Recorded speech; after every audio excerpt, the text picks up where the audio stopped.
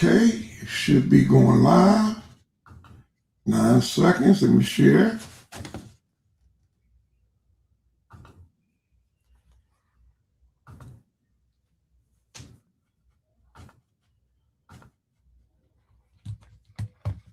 Let me come back to StreamYard. And let me share my promo.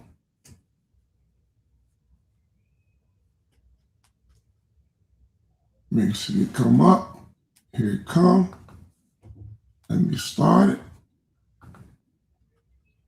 And whence cometh my help? My help cometh from Yahweh, which made heaven and earth.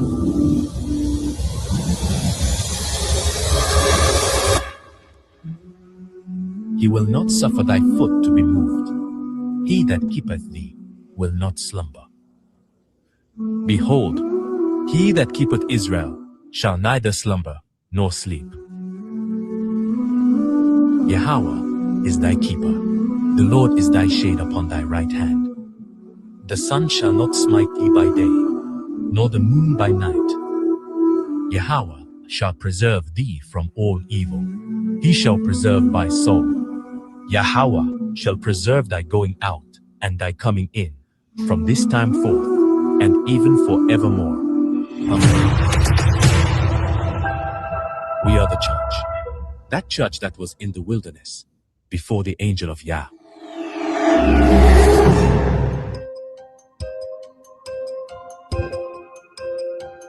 And in that day, 7 women shall take hold of one man, saying, We will eat our own bread and wear our own apparel. Only let us be called by thy name to take away our reproach. Who is she that looketh forth as the morning, fair as the moon, clear as the sun, and terrible as an army with banners? I went down into the garden of nuts to see the fruits of the valley, and to see whether the vine flourished and the pomegranates budded. For the vineyard of the Lord of hosts is the house of Israel, and the men of Judah his pleasant plant. And he looked for judgment, but behold oppression, for righteousness, but behold a cry. Return, return, O Shulamite, return, return, that we may look upon thee. What will he see in the Shulamite? As it were the company of 2 armies. His bride was prepared before him in glory. The people that stood with him was his church, the body of the Hamashach. They are Christ, his people, Israel.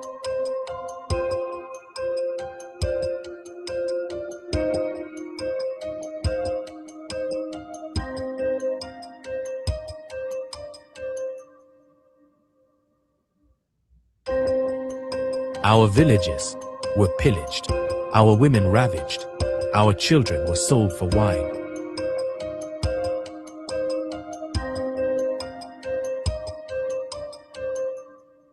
It was he that would come for us.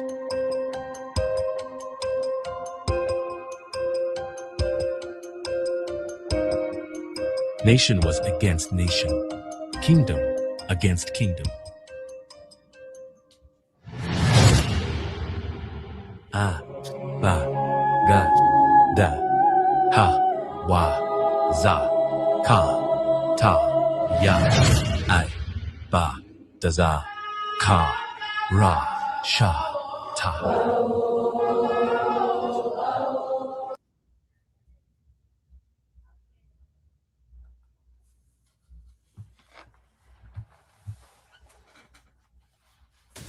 And we want to welcome each and everybody that is here with us on this afternoon.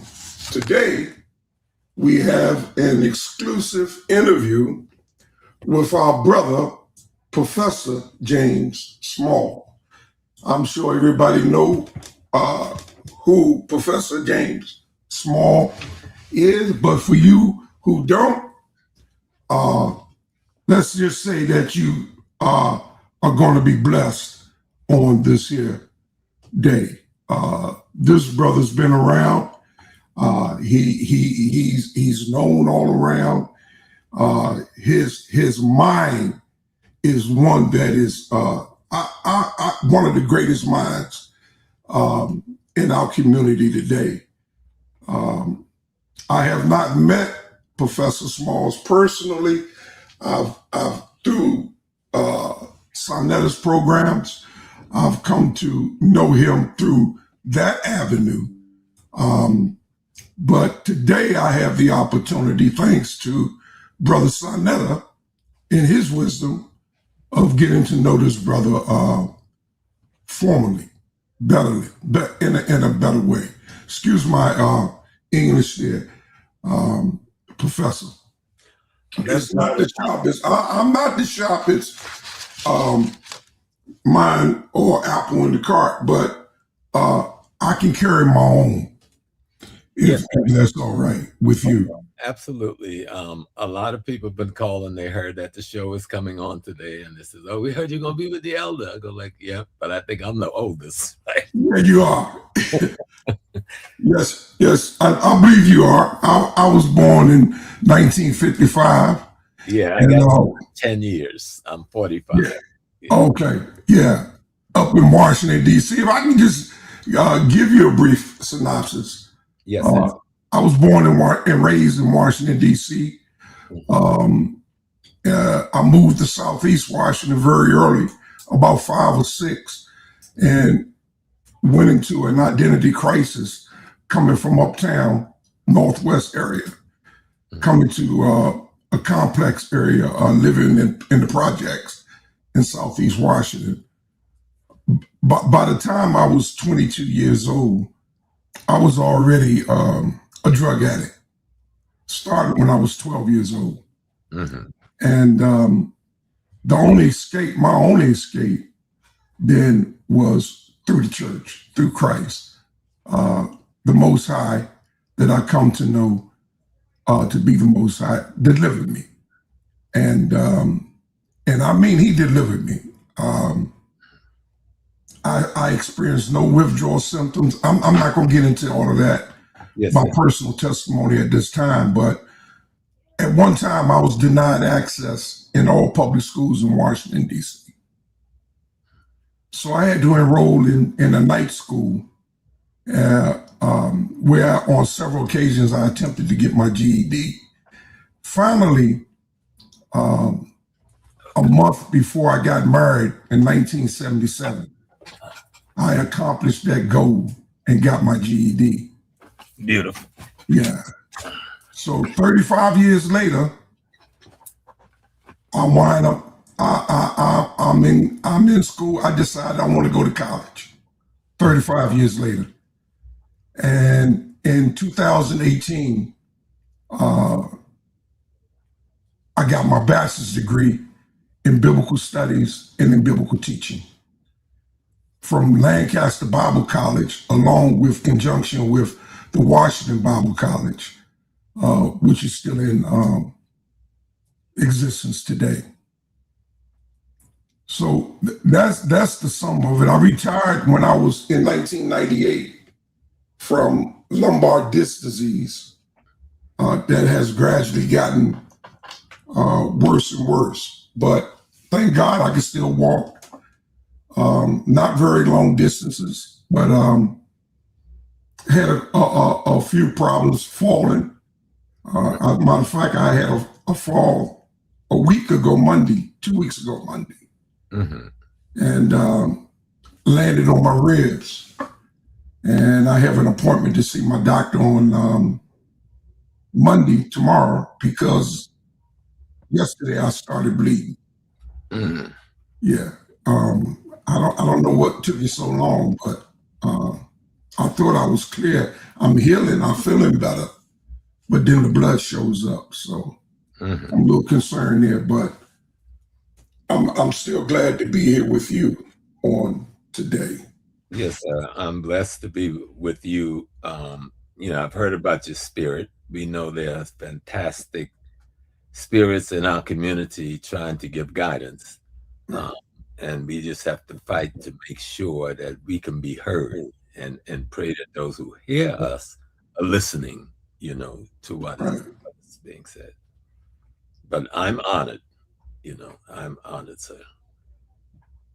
And I know how that fall goes because I had a fall 2 years ago on my good knee. I have a replacement knee on the right side. That was doing pretty good. I fell on the good one, and like you, I didn't go to the doctor right away. Then finally, and got some X-rays, and I said nothing broken. So I said, okay, I'm still in pain. So 2 years later, I'm still in pain. Wow. Some days is good, like today is good, but yesterday, whew, Yeah. I was at this conference in New Jersey on spirituality, and I was struggling to walk. Wow. And so I like you. I've got to go back to the doctor. So you know what? I think I need an MRI to see if there's any tears in there. I know there's no breaks, but let's see if there's any tears. Because at our age, we don't heal as fast as we used to heal. That's for sure. And we have to take our time and be cautious. That's true. You're going to be all right. You carry blessings in your soul, and it also transfers to your body. Yeah, I believe that. Tell us to use our common sense and use the tools and the medicine we have at hand. Right. Yeah, I agree. If you don't mind, Professor, Yes, if I would take just a moment yes, sir. and seek the Most High's presence, that He can be with us and join us. Yes, sir. Yeah. Father, we are so mindful and grateful at this opportunity that's before us. I ask that a double portion of blessing fall upon the chat, fall upon those that are listening, fall upon my dear brother that's sharing with us today, as well as fall upon me, that we all can be increased in our knowledge, in our understanding, and in our spirit, that we will be blessed beyond all measures. We give you all thanks. We praise you, we glorify you, and we magnify you for this opportunity that is before us. We do this in the blessings name of your Son. Amen. Well, amen. Amen. Yeah. If I can start, Professor, we talked briefly, but could you share with us your beginnings? Where were you born? Where are you from? Yes, sir. I'm born in South Carolina, a county called Georgetown. It's right on the ocean, midway between Charleston, South Carolina, and Myrtle Beach. I was born on a plantation, Arcadia Plantation, one of the old rice plantations, but it was still a functional plantation. Owned by the Vanderbilts by the time I was born, but before that, owned by their grandfather, Isaac Emerson, who is the man that made his wealth both off of railroad investments, but also off of bromo seltzer, which becomes Alka-Seltzer, with the formula that he bought from one of my great people, right? That my great uncle, I was told, who brought that formula from the home, the continent, to help with digestion. But in the woods of that plantation, I went to school at a school that was on the plantation. It was a one-room classroom. I went there from first grade to sixth grade with the same teacher, Ms. Betty Murray, who passed only a few years ago at age 98, I think she was. Wow. And we stayed, mother and son, till the day she left. Went to school at seventh grade in the town of Georgetown. This was heavy segregation back then. Right. Georgetown was a heavily populated black town. So we didn't step off of sidewalks for white folks. They stepped off for us if it was necessary, but we didn't impose that kind of racism on them that was imposed on us in other places. I joined the Navy at 17 as a reservist in high school, and I met Malcolm X at 16 And when I came to New York, I saw him on television. My mom and dad had moved to New York about 5 years earlier, and they brought me up, and I got to meet this extraordinary man. And the one thing I don't remember the whole conversation we had on the street. He was passing out flyers against the March on Washington on 141st Street and 8th Avenue in front of Food Family Supermarket. I still think it's not there anymore, but I remembered it. And the one thing I remember, he told me to stay in school, that education was going to help to free our people. It was one of the tools, us using education to free our people. And when I went back to South Carolina, of course, I weren't mature enough to see the real Malcolm. All I saw was the militancy and the harsh voice, right? So I went back home and tried to imitate that. Of course, the white folks in town and black folks in town was not pleased with my presence.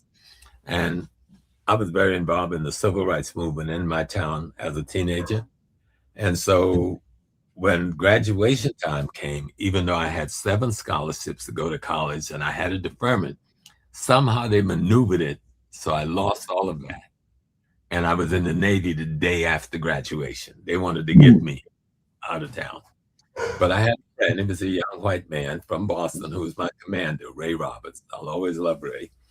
He's an ancestor. Ray went to bat for me and got me out of the Navy and back into college at Savannah State. But there was a racial incident. After I got there, I had to leave college, leave Savannah, because it was a situation. I didn't realize the town I came from, where we had more racial harmony, I thought that was everywhere.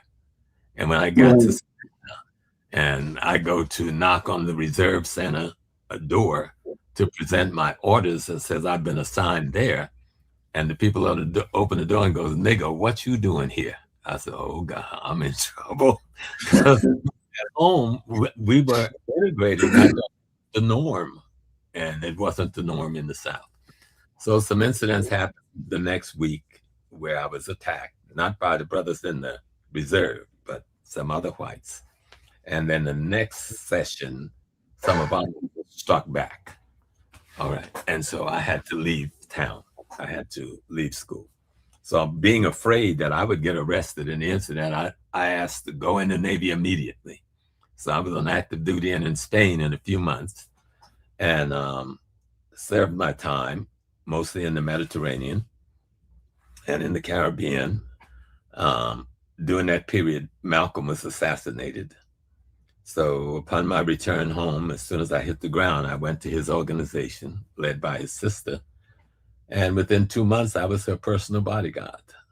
Within 8 months, I was elected the imam over the Muslim Mosque, Ankh, having been tutored by Haji Sham Jabber, who was the brother who buried Malcolm, a beautiful teacher.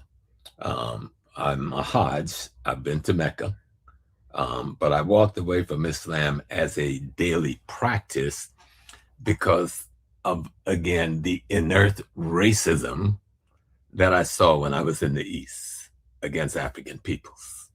And I goes like, no, this can't be what we were taught it should be if people are behaving like this in the place where the genesis of it took place. And so I began to go on a deeper search. Well, let me back just one piece. I was in the Navy, and to silence me, because I was a war resistor, I refused to go to Vietnam. And there were many of us who say, yeah, we're in the military to serve our nation, but we're not going to go kill people that never did us no harm.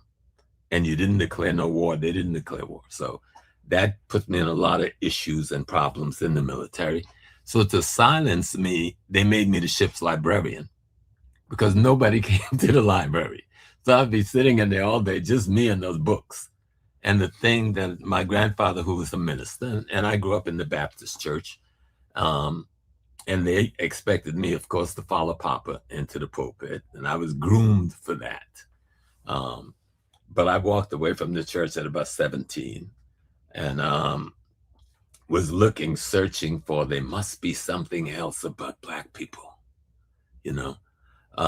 and I just started studying everything from the Rig Veda to the Vidikam to the Torah to the Quran, just reading anything I could, the Book of the Tao, the Bible from cover to cover a few times, trying to find where I'm going to fit.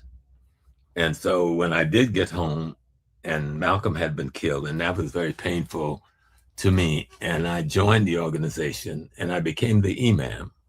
I was the only elected imam in America. I didn't make myself the imam. I was elected by a world council, people from the continent and here. And I tried to serve as best I could.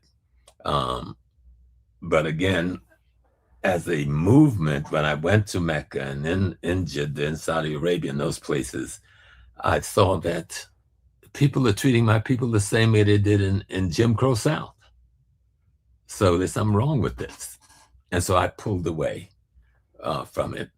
And again, went on a quest. You know, I met Dr. Ben during that period of time. So I was studying Kemet in Egypt. I met Rabbi Poinsett. I met Ben Amin. I met a big rabbi in Harlem who was Malcolm's friend. He was the elder.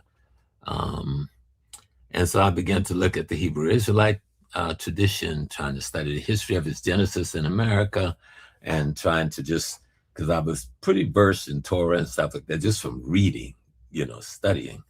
And most people don't know this part of my background that I'm telling you. They just know me from the college, But this is the genesis of me that produced the me that people see, is that studying, meeting these elders, learning from these elders, learning from Haji Sham Jabba, learning from Brother Camille. And then I met Dr. Adam Clayton Powell, and that brought me to look at Christianity again. And I served as his bodyguard for a while with a beautiful brother named Sunni Malik, who had been with Malcolm. And I got to know Reverend Powell and his concept, his theology, And then I was able to go back home and interface with my minister, Reverend George Besselou, who is an extraordinary political leader as well as church leader in the South.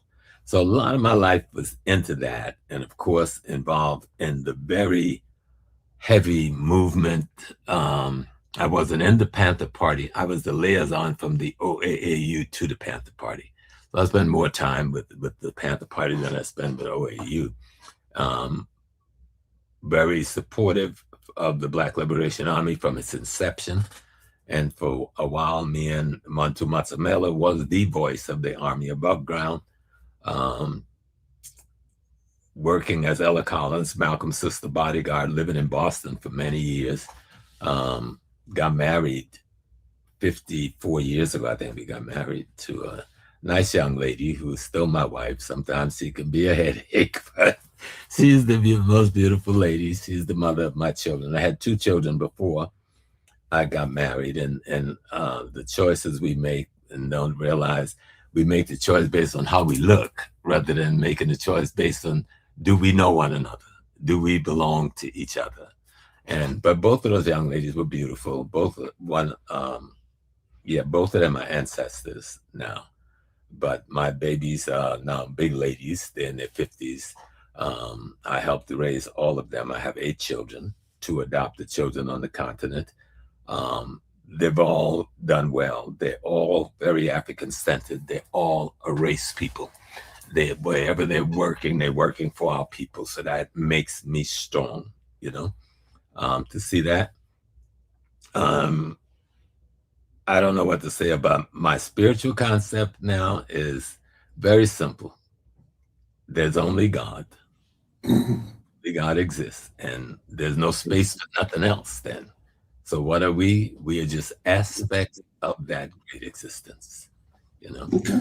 So that's kind of who I am in my thinking. I believe in family. I believe that we should control the communities we live in. I believe that men, particularly in our community, need to pick up the scepter. We've dropped the scepter in how we take care of our women and our children and how we provide protection for them in the communities we live in. We need to stop acting like children about politics. We live in America. America's a capitalist state. We better learn how to work the thing. Okay. Yes, for sure. Advantage. And we failed at that considerably. That's for sure. We should control the local politics. We should run for school board. We should run for area policy boards. We should be on the PTAs. The PTA shouldn't have room for nobody because black men got the place too crowded, and we're not there. Right. Those are the things, and that's where my heart is to build our community, to protect our people, to build our people, and to learn our history. That's the key. Right. The history.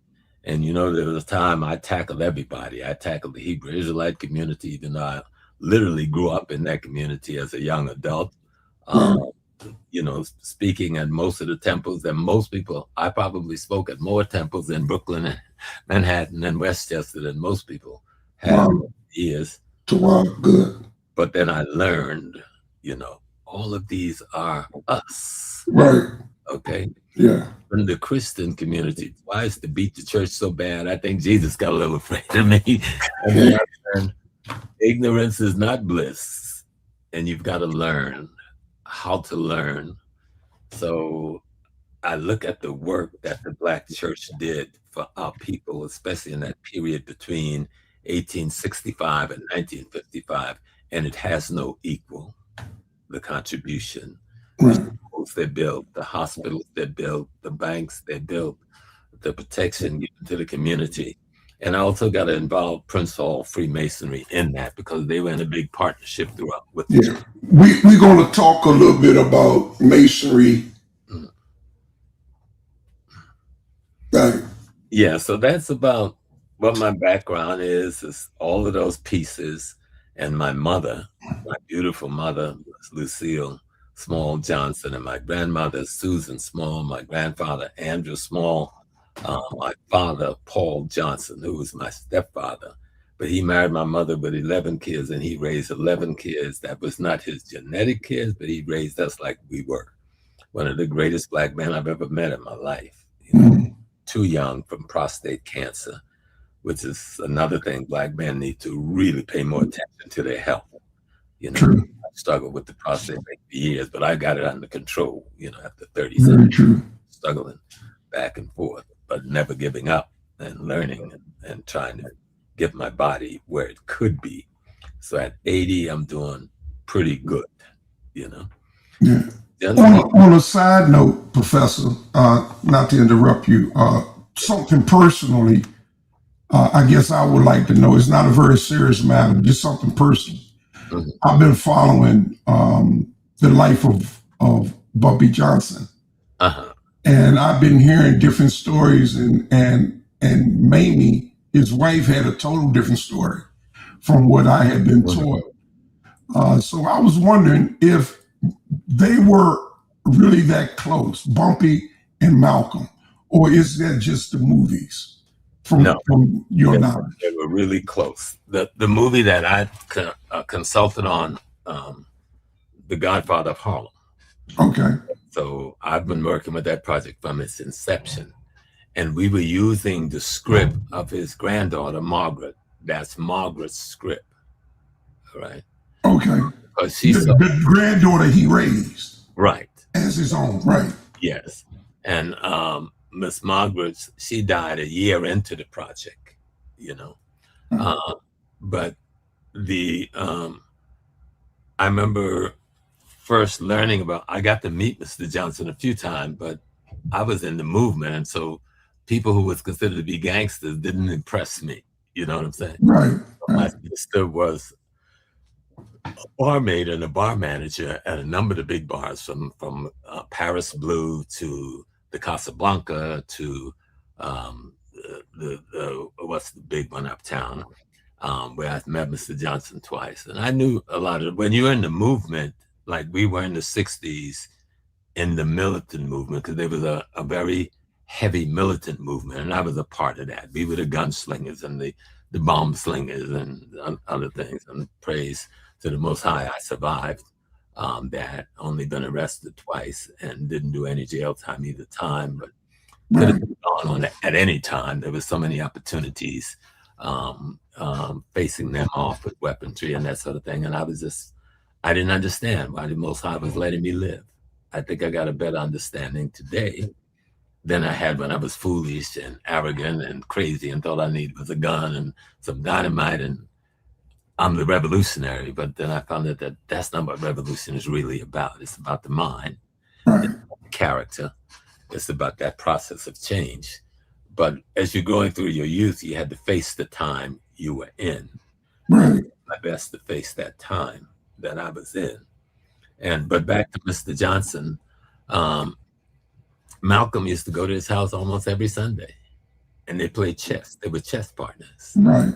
That's But what he I'm was saying. so good at chess that he beat Bobby Fischer once. Bobby Fischer's supposed to be the world's greatest, but Right. Bobby Johnson beat him.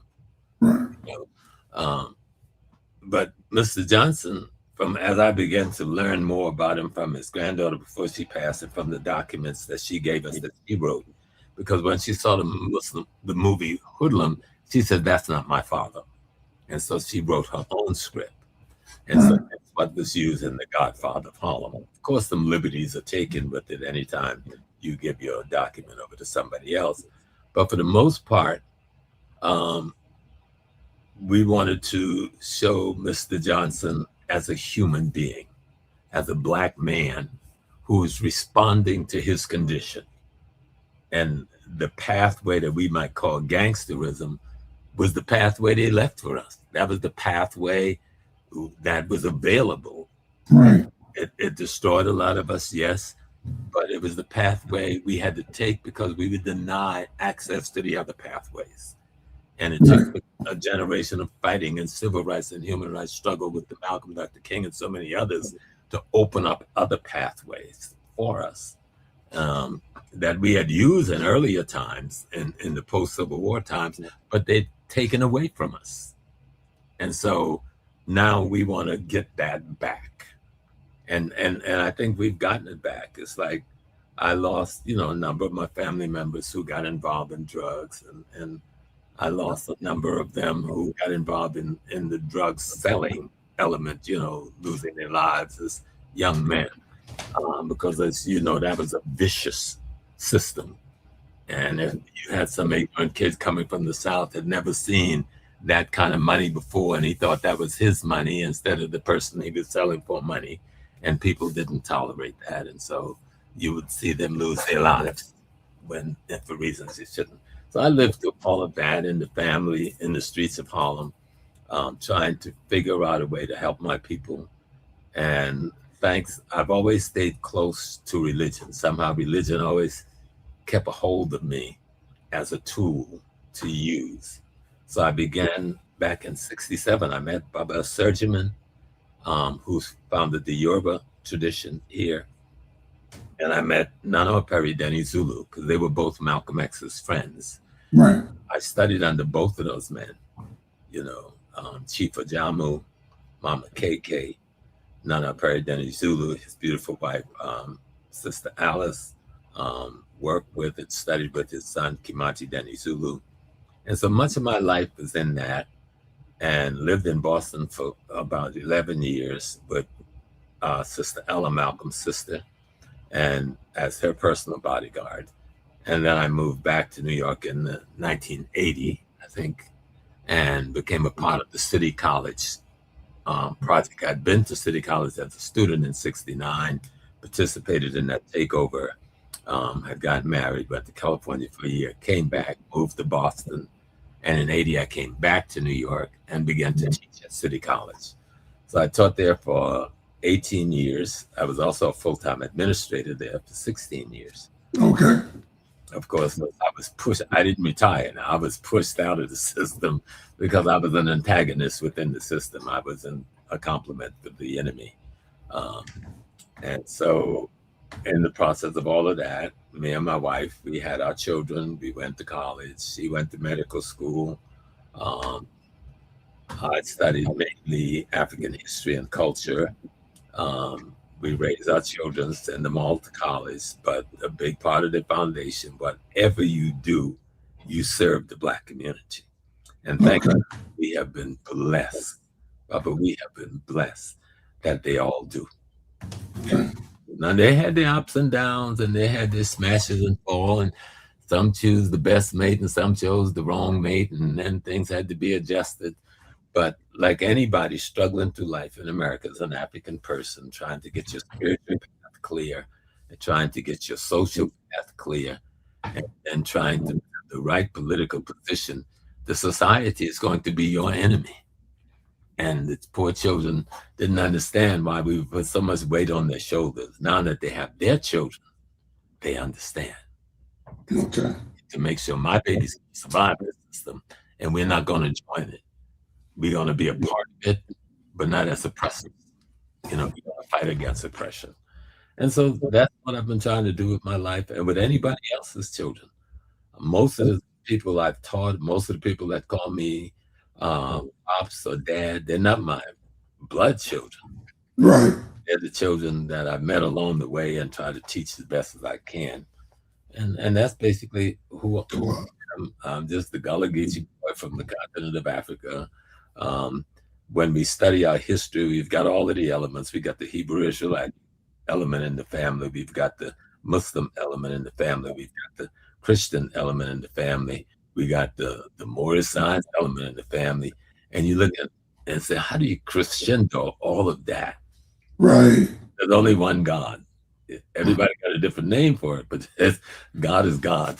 And how do you begin to understand the oneness of that? And that's kind of how I'm trying to go now, and how I'm trying to shift now. Not to shift, but to ask you a question. If I had the opportunity to go to one of the 54 countries in Africa, but I could only go to one, which one would you choose? You mean to go to live or to visit? To visit. Right now, just to visit. But to visit right now, I would say Ethiopia. Okay. And why? Why Ethiopia? Because it's almost one of the secrets kept in Africa. It's an old settlement. Right. And there is so much there we don't know. I've been there twice. And there's so much there when you go out in the countryside, into the mountains, into the old towns, into the old cities, you'll see the pre-Egyptian development of our consciousness. Okay. Now, out of the Ethiopia and the Sudan will arise Egypt. Now, because of the desert ecology, so much have been preserved in Egypt that we focus heavily on Egypt, but not on the mother and the father of Egypt, which is Ethiopia and Sudan. And so much of that history is still there, but because it's not glorified by the Europeans, we don't tend to go there that much, Right. So if you were going to live, I would say I would begin my journey in a place like Ghana or Senegal. Okay. And I would expand to look at Rwanda, Tanzania, and Kenya as a place, having had this kind of experience as an environment to settle and spend the rest of your life in. I would prefer Ghana because Ghana retains also in its culture so much of the ancient values of the East. You see, because and we'll probably get into that earlier. I'm not an expert on this, but one of my close brothers is Rabbi Cohen Halevi. Okay. And I've learned a lot from Rabbi Cohen. He's my younger brother. I'm the elder. But when the crisis came and the Hebrew community, yes, some of us were taken into captivity into Europe. That's real. But most of us. Oh, excuse me. Can you repeat that, sir? Yes, sir. Talking about our Hebrew Israelite, when we were there, not the imposters. No. Right. And many of us were captured and taken into Europe in the captivity. But most of us escaped. Right. It's now West Africa, Central Africa, but primarily West Africa, into the Sierra Leone area, into the Morocco area, into the Ghana area. Because the people who live in Ghana today were people who used to live up in Morocco and those areas thousands of years ago. So people, you got to look at the migration of people and see them flowing and how they're moving. And so you'd find many of us would move from the east because that was the portal in which the European began their invasion into Africa thousands of years before 1492. And so when you're looking at the Hyksos, you look at the Hittites, you look at the Assyrians, you're looking at the what we now call them Iranians, and you look at Greeks, and you look at the Roman. This is where the invasion came. Right. The main points of invasion was the land that was called Judea and Israel. That's a history we don't put enough study in. Now, that was all of our people, but that was a significant segment of our people who had a certain tradition that they kept, right? Right.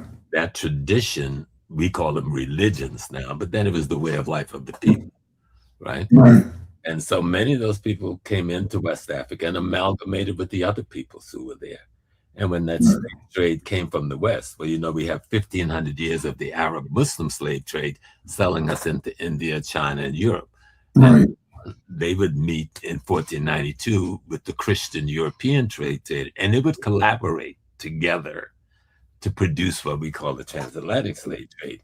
And so many of the people who we now call the Hebrew Israelite community, even the ancient Muslim community, were brought into slavery in the Caribbean and into the United States. But unfortunately, we weren't allowed to practice our tradition, so they mostly had to practice in secrecy.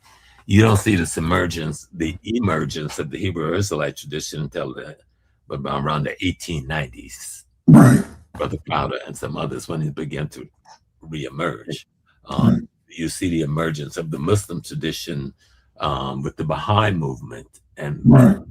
But this is before the Nation of Islam. This is before Warith Muhammad. This is 1910 in New York City under the Shia leadership of Baha'u'llah. And that became people don't realize the Baha'i movement started as a Muslim movement, as really a Black Muslim movement in 1910 in New York, and has morphed into the Baha'i community we know of today, this super integrated thing. And then you would get behind that, the Moorish Science Temple under Drew Ali. Right. Then you would get the Nation of Islam. Right. Now, there are other things going on when people really study the history of us in the United States. We're doing a lot of stuff, that we need to learn to study history. That's why I always say history erases the mystery. Okay. Right. We can identify all of our people and move away from the antagonisms between different peoples. When the Muslim movement would begin in the 6th century, it was an attempt at restoring the movement that we would call the Hebrew movement from the earlier centuries. It didn't come as an opposition. Now, it ended up being that because it gets taken over by the 8th century, right? Right. And the foreigners still control it. That's what I found out when I went to Mecca. The initiated were no longer in control. Foreigners were in control. Because I was in the inner sanctum. Remember, I was an imam of high order. Right. So I got to go before the Rabat al-Im al-Islamin and be credentialed there in Mecca. And then I said, oh, there's so much power and there's so much we don't know. But the people who seem to be the guardian is perpetuating the same anti-Blackness that the people I left America fighting. And so I said, let me back up a little bit and take another lens. And then what I realized, it isn't about the skin color at all, because the movement, they try to make us think that the thing they don't like has to do with our skin color. No, it doesn't have to do with our skin color. It has to do with us keep trying to get back to a spiritual tradition to govern our daily lives that they don't want to have to deal with. So that's where I'm at today, trying to figure out, at 80, I don't know how much more time I have left here with y'all in the physical realm. So I'm trying to synthesize as much of my thinking as possible, share that with my people, as I can. Right. Yeah. Dealing with the so-called Abrahamic faith, setting those three aside, there are other types of practices or religions in Africa. Could you expound on some of those practices Yes, that sir. are more nature to Africa Yes, sir. than anywhere else? Yes, sir. If we can start with the tradition that we call ancient Kemet. And when you look at the system, I don't even like the term Abrahamic traditions anymore because Yes. they all come out of the earlier African tradition. It is an attempt by our people. There's two things happening that produces what we call the Abrahamic tradition, right? You've got our people who are being oppressed and enslaved by an invader. The history tells us that Egypt is oppressing our people who we refer to as the Hebrew Israelites. But that part of Egypt they're living in is not run by us anymore. We've been invaded by the Hyksos, the first European group to come into Africa with any military force. They're the ones that's running northern Egypt at the Mhm. that the Hebrew Israelite tradition is being given birth to. And so they were not being enslaved by the Egyptians. They're being enslaved by the people who have now taken the identity of the Egyptians. Because the Egyptians are black people. The Hebrew Israelites are black people. We were not enslaving ourselves, okay? And so we need to understand the context in which things take place in history. So that tradition that we see emerging in Israel, in the land of Canaan, that is now, and they were also black people. And this land of Canaan, which is now the land which becomes historically the land of Israel, those traditions they take with them was given birth to in Kemet and in Sudan and in Ethiopia. They're not inventing nothing new. I got a sheet of paper here, and it's in the bag I was using yesterday. The Ethiopia New Year that's celebrated on the 11th, the oldest of the new, they got a couple of New Years, but the oldest one that's not based on this calendar they use today is celebrated on the 11th of August. And that one, it is the story that would become the Kemetic Aset, Asa, and Haru story, okay, which is there before. We see the Set story and the Haru story becoming the Cain and Abel story, and we don't even know our Genesis. It's too old for us to know our Genesis, but we know that these traditions of honoring certain ancestors and accepting their guidance of how the divine works. Because if you look at the 10th commandment, it's talking about character building. All right. It is there to build character. If you look at the 42 admonitions of Ma'at, which precedes the 10th commandment, and most of the 10th are part of, which is in ancient Kemet, it is talking about developing the spiritual, the God character. If you go deeper into Ethiopia and Sudan, you will find the same systems telling the same stories, different names, but you can recognize the stories. And then you slide over to the Congo, and they have a concept saying, I'm an egg of an egg of an egg of the egg. You know, when you break it down, they're talking about God being the one, and everything else that precedes is simply a replication of the divine. But you don't know that until you learn the laws. What are the laws and rules that govern how I should behave, right? In order to be godlike in character and treat nature and the other human beings in an appropriate manner. This is what our ancestors were trying to do. And they did this by studying the stars, studying the moon, studying the water, studying the growth of plants, studying the ecology, mastering the cosmology. Matter of fact, we invented astrology to explain astronomy to the masses. Because everybody couldn't be a scientist, priest, studying the stars. Somebody had to plow the field. Somebody had to make the linen. Somebody had to build the boat. Somebody had to do the fishing. Somebody had to build the houses. And so the ones who were given the task of being the priest and the priestess to study cosmology, to study ecology, their job was to make that plain to the masses so the masses could use that understanding to govern themselves, right? To govern themselves in their daily lives.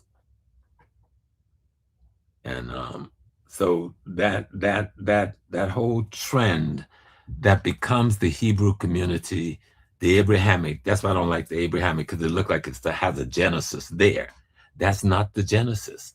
That very movement that we call the Hebrew Israelite community comes out of the belly of Africa, out of the belly of the Congo, out of the belly of Ethiopia. That's why I say go to Ethiopia, because it's one of the oldest survival with things there that we don't even know that's there. It'll blow your mind when you go there, right? Right. And so what becomes that movement that ends up being the world movement, because the Hebrew Israelite tradition then gives birth to the Christian tradition, which then gives birth to the Islamic tradition, when these are the three major impacting renditions of an ancient African tradition. Okay. Does that make sense? Yes. And so sometimes we get to fighting thinking this is exclusively of its own genesis, but it's not. Right. The genesis. That's one of the reasons why I use the word so-called Abraham religions, because I don't like using the terminology either. It's always at a different time in history, in a different location, right. Survive the threat that's threatening our survival. Right. What about the religions that's more traditional to Africa? I'm gonna head in that way right now. Okay. Like Yoruba, the Ankh, the Voodoo. Hey, excuse me, Professor. Excuse me real quick. Yes, this is great. I want to ask somebody, can y'all please find the link to Professor James Small's Cash App? Because he took it, he just did this on the spirit of the moment when I called him. Right. Please find the link. No, I need the link so people could go straight to the Cash App and let's support our elder. Please. Thank you. Go ahead. okay. Thanks on him. Yeah, yes, sir. I want it. When we look at the system of, say, the Yoruba, right. And the Yoruba is a people who live in today's Nigeria, but they didn't always live there. They migrated from the great river we call the Nile, but the Nile wasn't always the great river. The great river was in the middle of the Sahara, but it had dried up. Right. That great river dried and the Sahara died. We moved east to this new river, all right, to plant our crops, to raise our animals. But the people who went to the east came from the west. Right. Okay. That's the story. So when the invasion comes into Kemet and into Libya and into the East Africa, we go back home to the ancestral land, back to the central, back to the West Africa. And so you'll see, I won't go to the Yoruba yet. Let me come back to the Ga. The Ga is the people who live in Ghana. Their concentration is mainly around the Accra and the Accra Greater region. And they call the Ga and the Ada and the Dangbe. So they're three different distinct ethnic grouping, but people put them together as one. But they migrated down there from what is now Nigeria, having migrated from the east. They said that they're originally Nubian people, but with the invasions of the Romans and the Greeks and all these other people, they were going back home. And they have a holiday. Their biggest holiday is called Homowa. Now, Homowa is celebrated in the summer around July, August. And in order to start Homowa, they've got the priest leadership, the Wulamas, must go to Togo, to a special village in Togo. When I first went there, and I was blessed to go to that village, it's beautiful, all these beautiful housing. And I'm saying, oh, the people here are doing very well. But no people live in those housing. They're the houses of the gods, a whole town. And they have the priest who lives there, who take care. of all of this, the sacrifices, whatever they got to do, the rituals. And they said they moved there from the east. And so when the Ghanaian God community want to start their biggest holiday, Homowa, they go to this place to get permission from the gods. And then they go back to Ghana and they start the Homowa. Here's how the Homowa is initiated. They go to this place where they have this red, blood red clay. And they dig them up. And they put the red clay over the doorway of every home of God people. You hear what I'm saying? And I said, well, why y'all do that? I'm being sarcastic. There's so the evil spirit will fly over and not dwell in our place. You see? And so one would say, wow, that looks just like Passover. Yeah, because they're the same people at a different time in history, in a different location, but continuing their tradition that their ancestors gave to them. That's just one community. Then now we'll go to the Yoruba community. Now, you're muted, Baba, so you should take your mute off so we can hear you. I had some background noise I didn't want to interfere with. Go ahead. But you did get the piece I said about the Homowa. Yeah. Beautiful. And during that time, the other thing in Homowa, there's quiet. No drum playing, no loud noise, nothing to disturb the spirit, right? And people go like, they have such a, yes, I participated. And then they feed the gods. They make a special food. Like we had the leavened bread back in the day in the East. Wow. They have something they call poi, right? Which is a bread that's crumbs. And you do the ceremony and you go around the houses and you spread the food, the poi, so that the gods can come and eat in peace. There is so much likeness to our tradition rather than unlikeness. But you have to know the history to know the alikeness and realize we're the same people at different times in different locations doing the same thing with little variations depending on ecology, right? For the same reasons. And then we go to the Yoruba. The Yoruba tradition is a very beautiful tradition. I'm initiated in the God tradition. And in the God tradition, I am Neahito Okropon. That's the name, my spiritual name. It was spirit that soars high. My symbol is the falcon. Right? Okay. In the Yoruba tradition, I'm Obenjoko Adebayo. I'm initiated as a priest of Oya. Oya symbolizes, the symbol is the wind, but the essence is Oya is about transformation of the human spirit, right? Through change. And so in that tradition, they have, let's just say 12 Orishas. People say Orishas are God. The African never called Orishas God. They said they're forces and powers in nature. They're powers of God that's in your environment, but also possible to develop in your character, right? And that's what the Orishas are. So you have to learn that Oya isn't the woman with locks running through the forest. That is the symbol, an anthropomorphic representation of Oya. Oya is the concept within you that transform you based on new information to help you take your character to the next level. Okay, that process is called Oya. It's a process of change and transformation.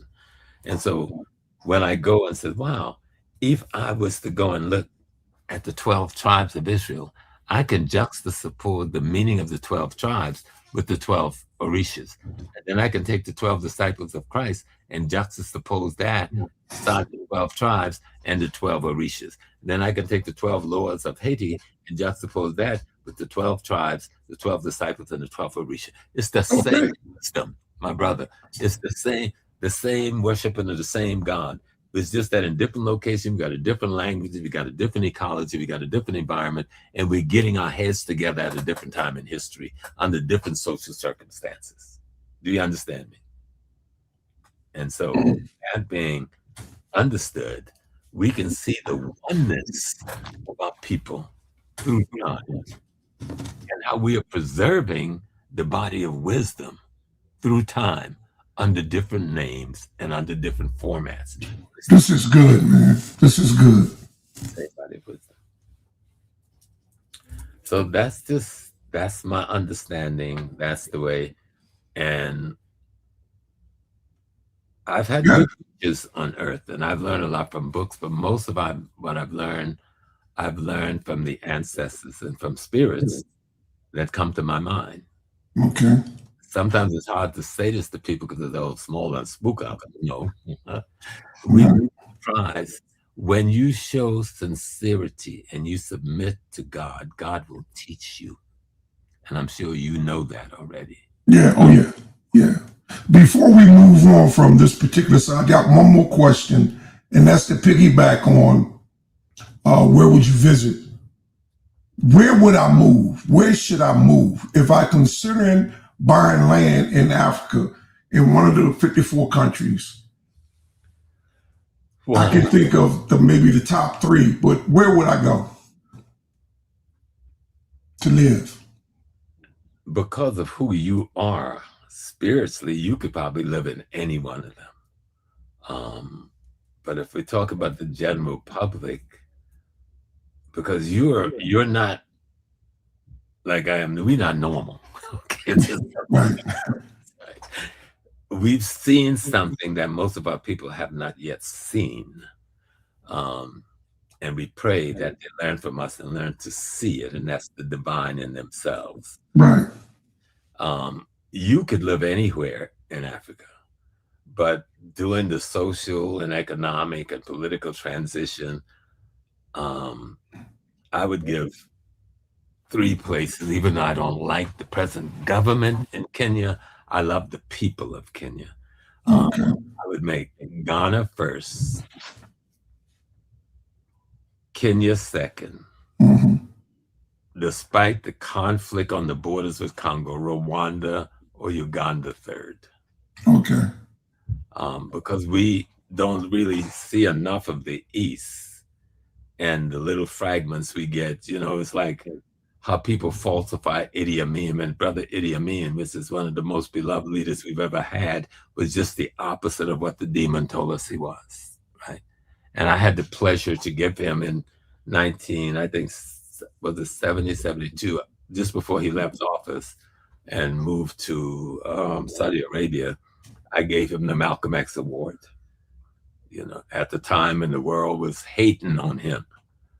And because I knew he wasn't who they were talking about. This man loved Africa. Right. Yeah. And then he cared about his people. And he did not abuse the Indians. He told those Indians who wanted to support Africa, stay here. But you who wants to exploit, we're going to buy you out. And he went to the United Nations to find out what is the price that I should pay for the businesses they've developed, even though they developed those businesses as agents of the British government in an anti-African economic format. And he paid them. He paid the government of India for that. And they said, now you take your people back. But the world wasn't told that. They were lied that he just kicked people out and all. He never did. And most of the Indians never left. They said, we ain't no fool. We ain't going back there. We got a good life here in Africa. Most of the whites, they never left. That's why with the white businessmen carrying him in the palanquin, they were making a statement like, we understand what this man is saying about economics. We stand right here where we are. But the world said just the opposite.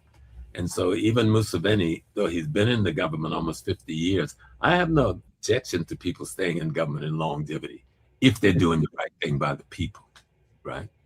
And so we need to study the policies of our people. And that's why I said Uganda. Uganda is the most extraordinary place that we know little about. And I remember when I first went there, I went to visit the tomb of the Kabakas. Kabakas is the kings of the Bakongo ethnic nation that makes up. And the tomb was this extraordinary hut. It was built like a small hut, but it was built for hundreds of people. And in there, they buried all of their 4 leaders. And I remember the day I was walking towards the tomb, there was a lot of other people who had gone over there for the 8th Pan-African Conference. And a lot of the people were walking out, and the people inside was telling them they had to leave. Other people had come to the conference and went to visit. And I'm late coming by myself because I stopped. I don't ever go into a village without stopping at whoever the spiritual leader is and pay my respect for their gods. And so I was over at the house of this priest who did a reading for me. And now me and the sister who was taking care of me was walking towards the tomb. And the people in the tomb, the caretakers, who are the wives of the families of those kings who died, were pushing these people out. And they saw me and they said, you come. I'm like, you ran them out. What y'all gonna do to me up in there? And so I go and they sit down and tell me the story of people and the story of each of those kings buried there. I said, why did they choose me to do that? But they did. Right. And I never forgot that moment of listening to that story. And they told how they moved when the invasions came down from Kemet back down into Uganda. But they also told me the story how they went from the Uganda and other areas up into Kemet before there was a great so-called Egyptian civilization. I said, there's just so much we need to learn about our history and our people and our culture. Right. So And true. is that we are all one. It doesn't matter how light you are, how brown you are. We were light and brown and tan before we left Africa. If you don't believe it, look on the walls of the pyramids. Look on the walls of the tomb. We were every shade. This didn't happen when we came to the West. We came to like this, most of us. And yes, we did amalgamate some with the Asiatics, who we call Indians, who was here, and the Africans who was here and had already amalgamated with them and with the red ones. See, when you get black and yellow together, you get red, but people hadn't figured that out yet. So you get the Malian Empire coming, and then you get those of us who had been here since the continental drift split, Right. and a million years ago. And then you realize that even the Asiatics who came across the Bering Strait had left Africa only a few thousand years before. Right. Lighten up to survive in Siberia. And then you realize we're just one, brother. And the traditions that we call religions, which is our cultural and spiritual way of life of organizing society. So we have the harmony and the balance, which we call Ma'at in Kemet. We call Iawapile in the Yoruba tradition. We call it Omaneli in the Igbo tradition, which simply means the harmony and balance within and without, right? So that's what you want to maintain. That's why you have 10th commandment. That's why you have 2 laws of Ma'at. These laws and rules is to govern your character. Right. So that you build a society that's based on harmony, that is imitating nature. Right. Because nature's rhythm and harmony and balance is what you're trying to imitate. And so we realize at the end of the day that we're no more than an expression of aspects of the divine essence having the human experience. Right. An expression of aspects of the divine essence having the human experience. And that whole struggle with our lives is to perfect ourselves so that we are perceivably one again with the divine. Right. Right. So I want to know more about you, and your journey, because I know from your eyes that you've had quite a journey. Yeah. From your spiritual demeanor, you've learned a lot that people need to hear. So I've done a lot of talking. I'm going to shut up. Well, yeah. I want to know, are you up for getting questions from the audience? If Yes, I can bring some people up to talk with you? Yes, sir. Okay. Before I do that, I just want to ask you one last thing. Yes, sir. About this current event. Whether or not it's a smokescreen, we have discussions about the Epstein files. We have Congress debating about aliens. And we got a war going on. In Iran. Yeah. And is this a smokescreen to distract us from what's going on in Iran? Or is Iran a smokescreen to distract us from what's going on in Congress? Or what are your thoughts about those three things? Yes, sir.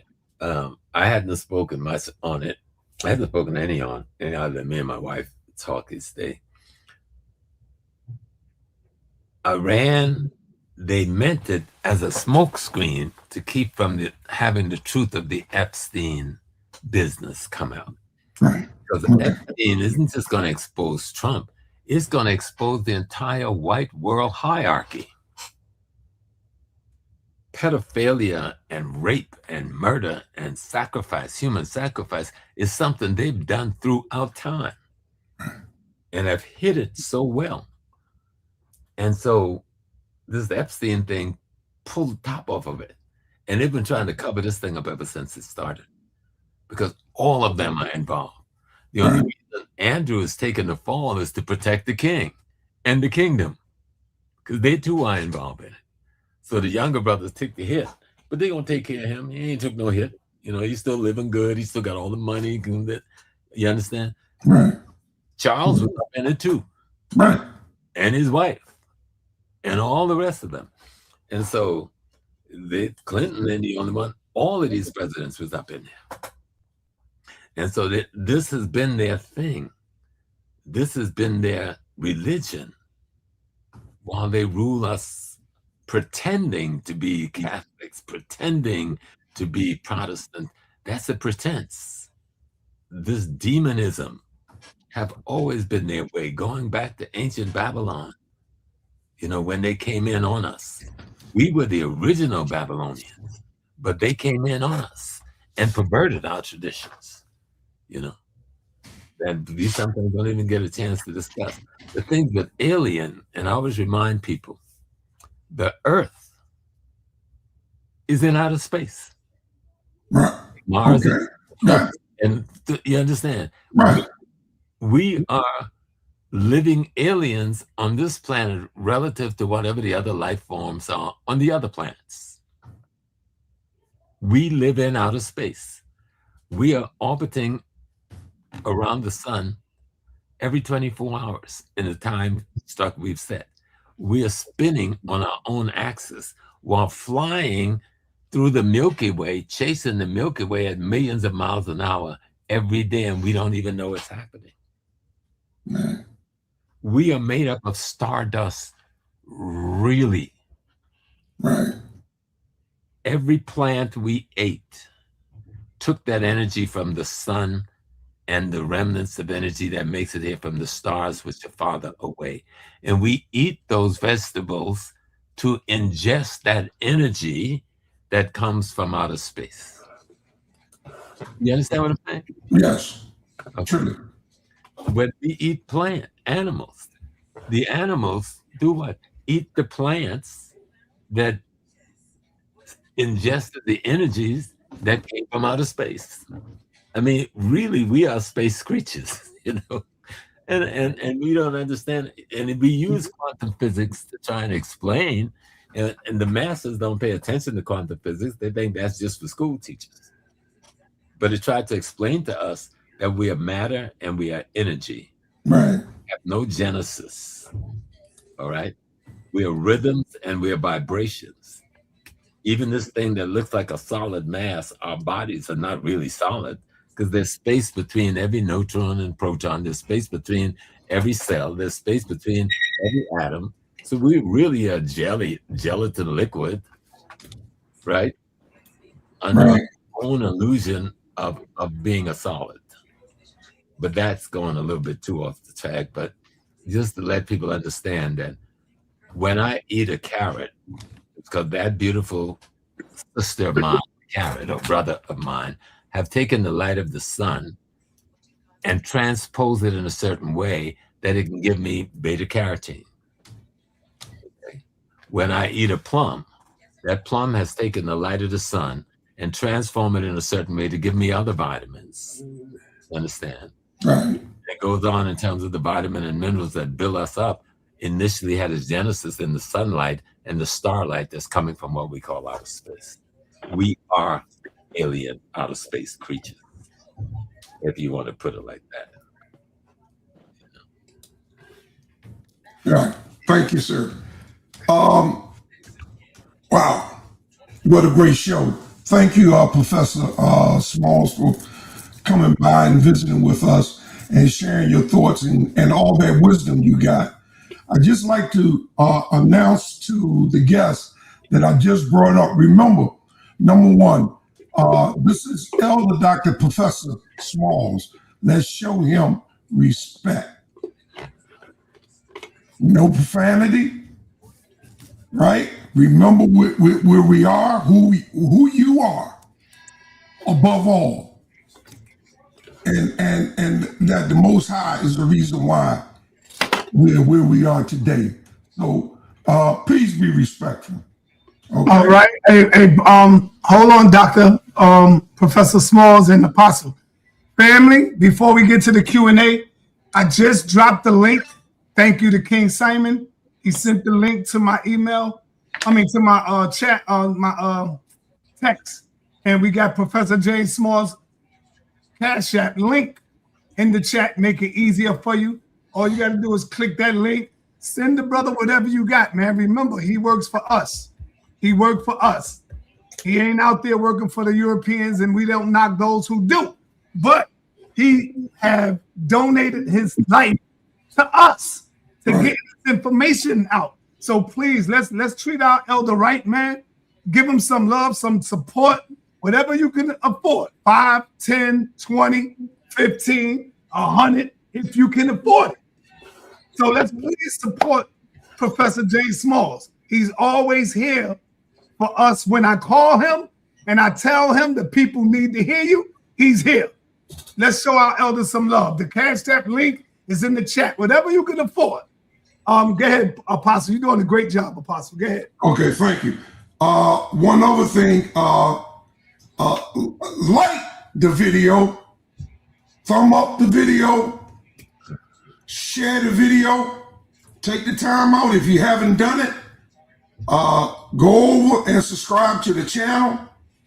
If you haven't subscribed, and sometimes make sure your subscription is being recognized, because sometimes you have to re-ascribe if you're not a scribe, because they play funny with us so many times. So I appreciate you for listening. I appreciate your desire to have this conversation today with Professor Small. And right now, I'd like to hear from Suntan. Peace to the panel. Peace, Professor James Smalls. I always support you and look out for you. But we got a bad academic. We got an epidemic going in our neighborhood. And when I say our neighborhood, where we gather, we have black men, Professor, talking about we own no right to history of Africa, and we did nothing great in the history of Africa. They just dispose, they just remove us from anything great, but they give us West Africa where we were captured and taken over here. What do you have to say about that? Well, we built civilization, period. And we certainly built civilization all over, not just Africa, all over the Americas. We built all over Asia. The history of West Africa is important for recent reference, but the history of the Nile Valley, the history of Ethiopia, the history of Southern Africa, the history of the Kiloba states of East Africa, everywhere we've been, the Great Zimbabwe, there's so much stuff in South Africa that's just been unearthed since apartheid has ended that they've been hiding for centuries about our great civilizations down there. And then there's the great civilizations that's buried under the Sahara Desert, the great Garamanti civilization that we don't know much about, the work the young people have to do. We just need, history is important because it's your foundation. It is your lineage. It is your, like I hear the brothers and sisters say, we're a foundation of Black Americans and we're really not African. That's just a lack of understanding. And so they will learn and they will grow. Yes, we are here in the Americas. We've been in the Americas, some of us for thousands of years. And then some of us have only been here for hundreds of years. but the ones who've been here for hundreds of years have amalgamated with the ones who've been here for thousands of years. So there's no distinction, no distinct group of us that could say we were here before anybody else came. And we built civilization everywhere. We can look at the great civilization along the Niger River. We can look at the great civilization along the Congo River. We can look at the same civilization on the Zambezi River, the great civilization along the Nile River. And everywhere we go, wherever we settle, because all civilization really means is that we are trying to harmonize with the rest of nature and to take the laws that we learn from nature and the laws we learn from cosmology and apply it to the social, political intercourse that we call civic law or social law for how we live our daily lives, so that we can live in the same harmony that nature is, so we can vibrate by the same rhythm that the cosmology does. That's what we're really trying to do. And we've done it well. And we built institutions and universities before anyone else was building any of those things to teach the general public how to absorb this body of knowledge that our priests and priestesses and scientists were extracting from nature and cosmology in our family life, in our personal life, in our daily social life. I just want to end with this right here because I'm going to pass the mic. I don't want to be too long. We got a cast of people want to ask you something. We got our people with the nerve to want to debate the fact that we have nothing to do. Ain't that something, Professor? I just like to talk from elder to elder. I'm only 66 and you got me. But, you know, you my elder, right? And I learned from you guys. But I just think that's really, you know, heartbreaking to see that they would stand up and want to debate the fact that we have nothing to do with historical fact. Oh, we are the historical fact. I'm done. The historical fact. All right. Thanks for let me just one more thing to you about Elder. See, all of this information of all of our ancestors is embedded in each one of us. It makes up our very DNA structure. Mm-hmm. We may not remember. That's why history is important, because what history does is wake up your memory.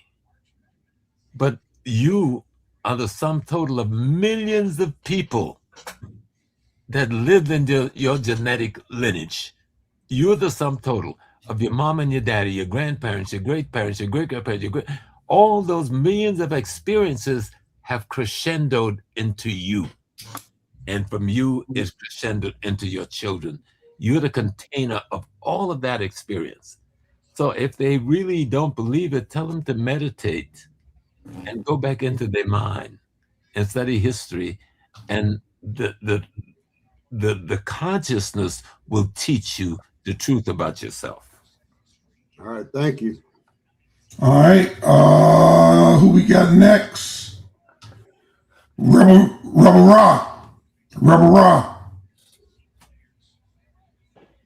Yes, give thanks for the panel. Yes, give thanks to Dr. Small, you know, for coming on the fly and giving us all this info and all this reverence, eldership. And I like your history. You're coming from a long way, because we look at you on the internet and we kind of don't get that real perspective, and you came in and give us that, you know what I mean, that reference from your historical standpoint. But I got some questions. And I got like 4 or 5 questions I wrote, but I don't want to ask them out one time. I would like a person to give me like a second round. But my first question to you is... Go ahead and ask you, and I'll come back to you. Yes, sir. My 2 questions I'll ask Professor Smalls to start the race is, lately on the House of Consciousness, I don't know if you've been watching it, but we've been having the context of... the disparity of African science versus what we call the modern day science or the scientific method. I know you're not a scientist, so to speak, but can you make a reference as to if we could separate something called African science versus what we call the 17th century, the modern day science? That's one question. That's a fantastic question. Let me answer that one first. Hold the second question. because you can make the separation because they're really the same thing. See, I'm not going to let the Europeans steal a piece of my cake and call it his cake. What they're calling modern science, which the genesis of what they're calling is not 17th century European science, has its genesis in the Greek scholars who had their genesis in ancient Kemet in Africa. And so what they've done was take the hard science, right, and separate it from our sacred and our spiritual, and then try to call it empirical. But that's just a game. Don't let them play with your mind with that game. Even Thales, their boy, said that we had already established the foundation of physics. And Thales is the first one of the Greeks to study in Egypt. Plato, in his dissertation called the Phaedrus, and it's written about in a book called The History of Mathematics by a guy named Kajari, in paragraph 1 of the first paragraph of his introduction, where he quotes Plato from Phaedrus, where Plato says the Ethiopian, and that was the word used for all of Africa at the time, the Ethiopian has given the world all of its sciences. And then he begins to name them. He starts with medicine, arithmetic, geometry, and he goes on. And he says the greatest science of all that the Ethiopian has given to the world is the science of writing itself. That neutralizes anything else anybody got to say, because this is them acknowledging this with their greatest icon, Plato. All right, long before it was the 17th century. And if it wasn't for the Arabs and the Africans, who we call Moors, taking this body of knowledge into Western Europe via Spain in the 8th century, they'd still be in the caves eating each other. Okay, and you just touched on the next questions I come in with, the Moors, because we have some debates coming up. And one of them include the people that conquered Spain. Were they African or were they black / Negroid? And I mean, I don't want you to give away the debate, but at the end of the day, we're trying to mix up the Arabs, the Berbers, and we're trying to get a chronology as to, you know, what is the concept of black / Negroid. Do you have any toppings on that, by not going in depth, so you could kind of give away the debate? You know what I mean? Yeah, we have to. The first thing that's the most foundation of African culture is truth. Okay, truth, and truth is established using our scientific methods, which the European borrows and try to say theirs. But as you saw, Plato told us that's our method. Thales told us that that's our method. What they're calling the scientific method, proving something to be so through replication, and having reference to back that up. We were doing that at the beginning of time. So when it comes to the Moors, first, the word Moors, Africans never call themselves Moors. You will find nothing in our history where we refer to ourselves as Moors, except in modern times. Okay. European referred to us as Moors, and all they were trying to do is refer to us as black skin. And the word initiates, the Romans is the first time we see the word used. All right.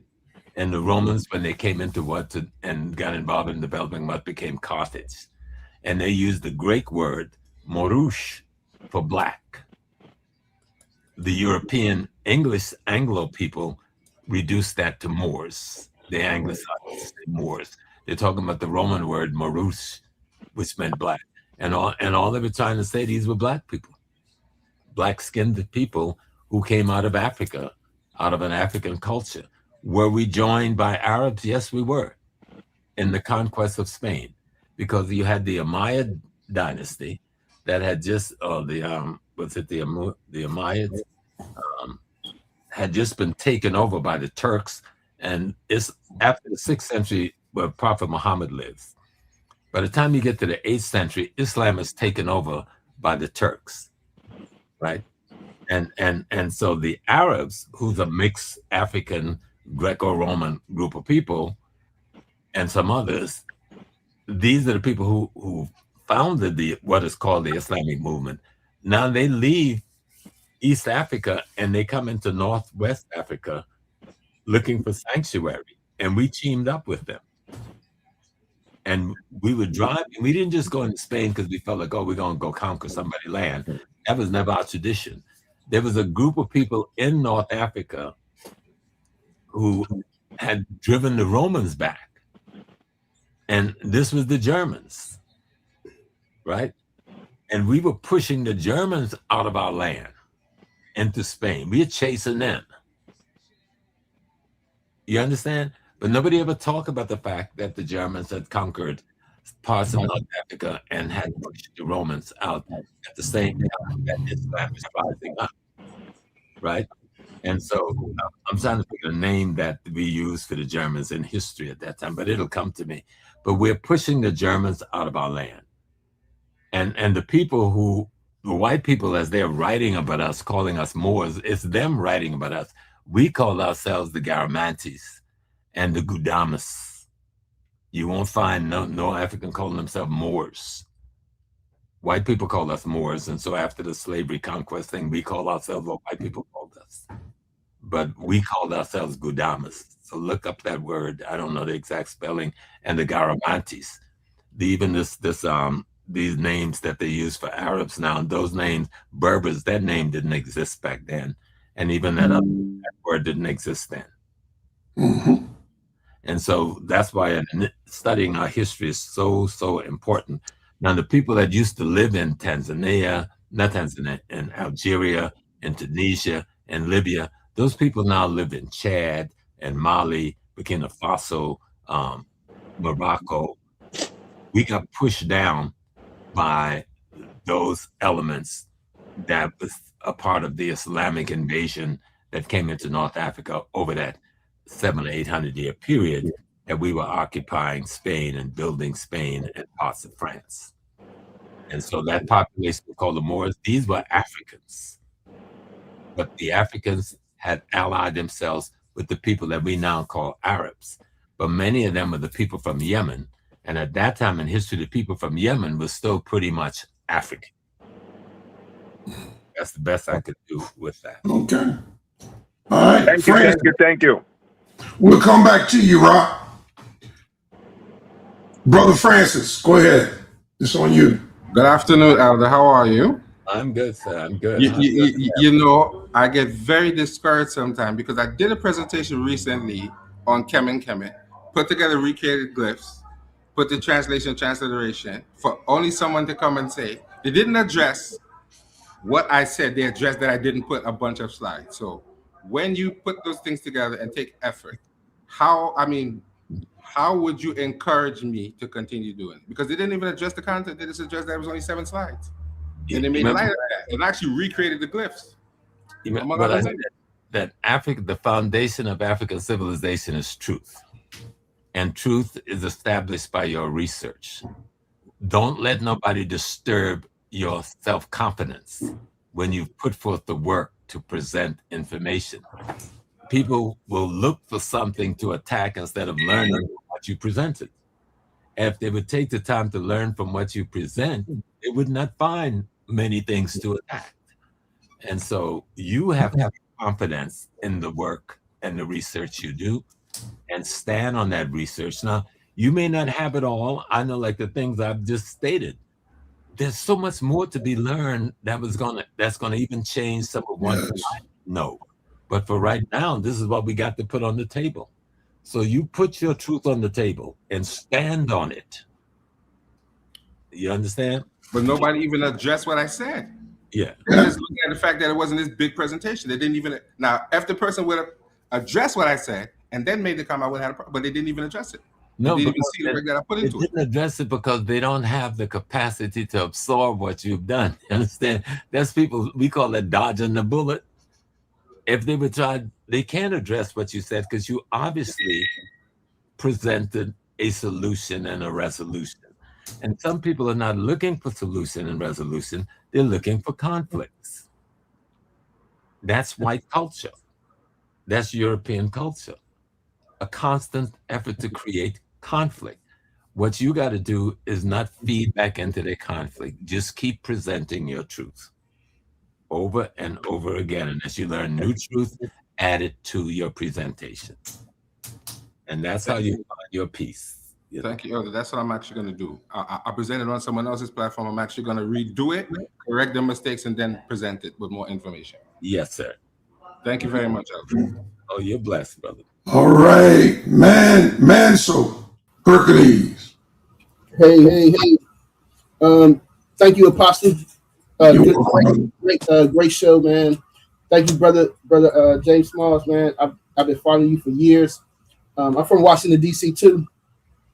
I've met you a couple of times, brother Smalls, and every time I meet you, I always tell you, you're the one who introduced me, you know what I'm saying, to voodoo. You know what I'm saying? And it was you who made me study it and look into it. And I appreciate that. I'm a teacher. Yes, sir. Here in the city. My background is mathematics. That's what I have a degree in math. So my question is almost kind of similar to what Brother Francis just asked you, and you kind of already answered it, because I'm the one who started this whole like African science thing. You know, I brought it up here on Sunday. I did a presentation. I did a couple of presentations on Black science and Black mathematics, and having that background, you know, after studying, you know, all the higher math and knowing the history of Kemet, when I started to look at it, it was obvious to me that they had an understanding of the mathematics that we do today. And I had conversations with a couple of my professors on this as well, who are both of them, they're white people, but you know, they came to the conclusion like, you know, I was right. And so the whole concept of African science is completely opposite from what we've learned about European science, because you know, we're raised here in the West, and we tend to look at things through a Western lens.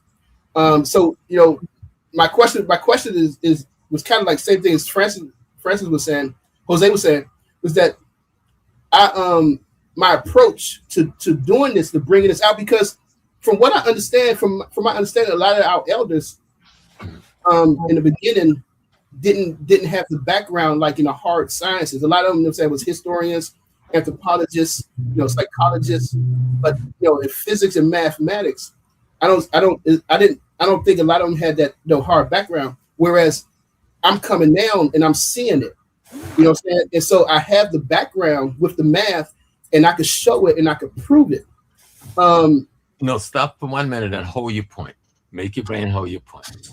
Those who had the other disciplines were the ones that prepared you to be able to approach it from your discipline. Yes, sir. What the West do is make these separations that are not real in African science. That we don't have the same kind of separation of disciplines. I'm looking for a book I wanted to reference that I was discussing this just yesterday, and yeah, it's Ancient Egypt and Black Africa by Theophile Obanga. I think Dr. Obanga do a whole piece on the mathematics in this particular book. So try to get this document if you haven't read it, and see, he will pretty much answer your questions. Because when we're talking about mathematics, we're really talking about the dynamics of music, the rhythm of the universe, to try and have a clear understanding of that, of the universe. That's why I went back to the fact that it was Plato himself in his Phaedrus, or Phaedra, whichever you want to call the book, that says we gave the world all of these sciences. And he starts out with medicine and arithmetic, and then geometry. So what the West, and what we have to get clear, the West didn't invent nothing. There's no way you come from the ignorance, right, of the 8th century to about the 17th century. You have all this developed math and science. You copied it from somewhere, because it takes thousands of years for the mind to come to that level of development. So they didn't develop nothing. Just common sense will tell you that. Yes, sir. Yes, sir. Yes, sir. I do. I have that book. That's definitely. I've read all most of the books, and that was a conversation that I did with one of my professors. He in one of my classes, and he was actually Greek, and because I asked him at the end of the class, I said at the end of the class, because they ask what do you think about the class. I said at the end of the class, I said, I'm gonna be honest, sir. I said, there is literally no way that you can prove what the Greeks did on their own or what they learned in Kemet. And he was like, you're right. There's no way you could prove it. We can't prove that they came up with all this stuff on their own or if they learned it in Kemet. What you can't prove is that the Greek says we didn't come up with it on our own. We've got the writings of Thales. We got the writings of Aristotle. We got the writings of Plato. They all, and what's the other one? The other big, even Euclid, and there's a lot of them. All of them say they got this from Kemet. They don't try to hide it. It's the later European scholars that tells the lie, because now they encounter a war of genocide against us, which they call slavery. Slavery was genocide. Okay, they're in a war of genocide against us because of their greedy, lazy butts. Ain't willing to work, don't have the skills and science to even make a potato grow. So they got to come to us, who are the agricultural specialists of the millennia, so we can grow the crops to feed their hungry butts, because they ran out of animals to slaughter in Europe to keep themselves going. I mean, we just have to tell the truth. That's why history erases the mystery. We thought by giving them the wisdom, it would raise them to a higher spiritual level. Because math did not start as some empirical thing to learn how to count. Math was about spiritual growth. Math is about rhythm and harmony. Math is the foundation of music itself. And so our people were math was a way of expressing the spiritual essence of a being, Mm-hmm. But since he cannot contain, he does not have the capacity to contain the spiritual essence. He did the practical without the spirit. That's why he has such a messed up society. Right. And I'm with this, Dr. Smalls, is that I don't know. I feel like this is kind of like this path is leading me in this direction to do the research to show that their understanding of mathematics was not just based on algebra and it stopped there. Because that's what the Western world say. It stops at algebra. Solve that problem. Algebra. We can see that, and I think it's problem 16 in the Rhine Mathematic Papyri. Have you read the Rhine Mathematic Papyri? Not directly, but I've read in the references to it. Yes, sir. You can buy. I have a copy of it. The only place I know you can buy the book is the British Museum, where they put it together in a book form. But you see that we already had created geometry, arithmetic, geometry, algebra, physics, all of these things. But just looking at our written literature, we had already arrived at these places. And the Greeks who studied with us acknowledged this. That's why I would throw Plato up in their face, because that's your big man and your big man. I gave the world all the sciences. What's your argument with me? Go argue with your big man. You know what I'm saying? But they don't want you to bring that up, because that's why in the classroom, no one has ever, in all the philosophy classes we've taken, we have never been given Plato's actual work. We are given Aristotle's work about Plato, but we've never been given Plato's actual work. Yeah. You know what I'm saying? Because Plato just blow the cover off of everything. And Herodotus and what's that? I forgot the one that he did about that they give you to study in school. But they know, and when they know we know, they try to pull us into their circle and say, yo, we're going to pay you a little bit more money. You're going to get a little promotion. We're going to make it ahead of the math department. You know what I'm saying? Because we want to keep your mouth shut. You understand? So, but what we got to do is just turn to our ancestors, go back to the Chungi bones in the Congo and say, I rest my case. All right. Go ahead, Yosef. It's on you, man. Mm-hmm. Yosef, unmute your mic. King Simon. Yes, sir, my king. How are you doing, sir? Good to see you, sir. How are you, my brother? How's Hold everybody? on, King Simon. Okay, Hold okay. on. See you Hold soon. on. Yourself. Come on. Yes, sir. Yes, sir. Check your mic. Check your mic. Can you hear me? I hear you. Go ahead. Let me see how it go. Can you hear me? 1 2 1 2 1 2. Can you hear me? Now you need to go out and come back in. Come back in. Go ahead, King Simon.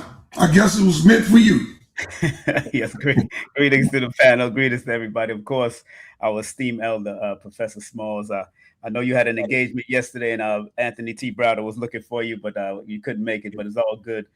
You know, him and I was speaking. Matter of fact, he was speaking in front of the audience, and there was a question that was asked in regards to Imhotep, and a woman that's in that lifestyle said, "Could Imhotep have been a woman, according to the depiction in the statue itself?" And Anthony Browder answered it very eloquently and respectfully about it means he comes in peace. That's what the word Imhotep means. Excuse me, King Simon. Miss Nicole, excuse me for a second. You got to turn on your camera. Okay, there you go. Thank you, dear. Keon, turn on your camera. Everybody got a cam off for this one. I have to be able to see your face. Come on, you got to see your face. Come on now. Come on, Keon, cam up. Stay You focused. holding it up? I'm gonna have to kick you out, Keon. I don't want to. Nah, don't worry, Apostle. Just keep it moving till he came up. Don't bring him on. Okay. All right. Go ahead, King Simon. All right, so I just wanted to ask Baba Smalls, with a lot of things that's going on and everybody's like revisiting history in their own way, comparing, bringing Egypt to America and vice versa. What is your take on that? And again, that lady came and brought the whole Imhotep being a woman and all that kind of stuff. And then I go back to research that Imhotep had a sister. Could she have making a mistake about the sister of Imhotep? So so what is your take with all the revisited history, revisionist history coming up now, where Egypt is here and this is there and all that? Go, please, Bob. Before people assume that they are scientists and scholars, they need to cleanse themselves spiritually. Yes, sir. So we have people coming forth having not cleansed themselves spiritually, and we carry the European political aspirations for explaining reality, where they cannot get their gender straight, and so we confuse in our gender situation. Not saying that's the case of the sister, but I know that no, I don't mean in terms of gender confusion. I mean in terms of how we try to explain history. But someone, if men could do that, then women could do that. That's not the way history works. That's not the way nature works. Nature did not make me a woman. I have a penis. I have testicles. I give forward a sperm. Nature did that. My beautiful wife of 54 years, she has a vagina. Bring down an egg. And together we create ourselves and produce the next generation. Don't try to turn me into her, because I am never her and she's never me. We're not the same. We are equal, but we are not the same. And so a lot of us, when we go to history, we try to approach it the way white folks is approaching history. The war white women have with white men for marginalizing them. If you look at African society, we did not marginalize our women. And don't confuse Islam imposition on us and say that's African marginalizing their women. No, that's conquerors, just like the European conquerors. The Arab Muslim was a conqueror that forced their marginalization on our society. That's not what we did. And Hatshepsut was not the first female pharaohs, and she weren't the only. There were multiple female pharaohs. But you didn't become a female pharaoh because you were competing with men on who's going to be the pharaoh. You became a pharaoh, either male or female, based on what your stance in the family was and what your preparedness to assume the leadership was, and what was the spiritual reason for choosing who that leader was going to be.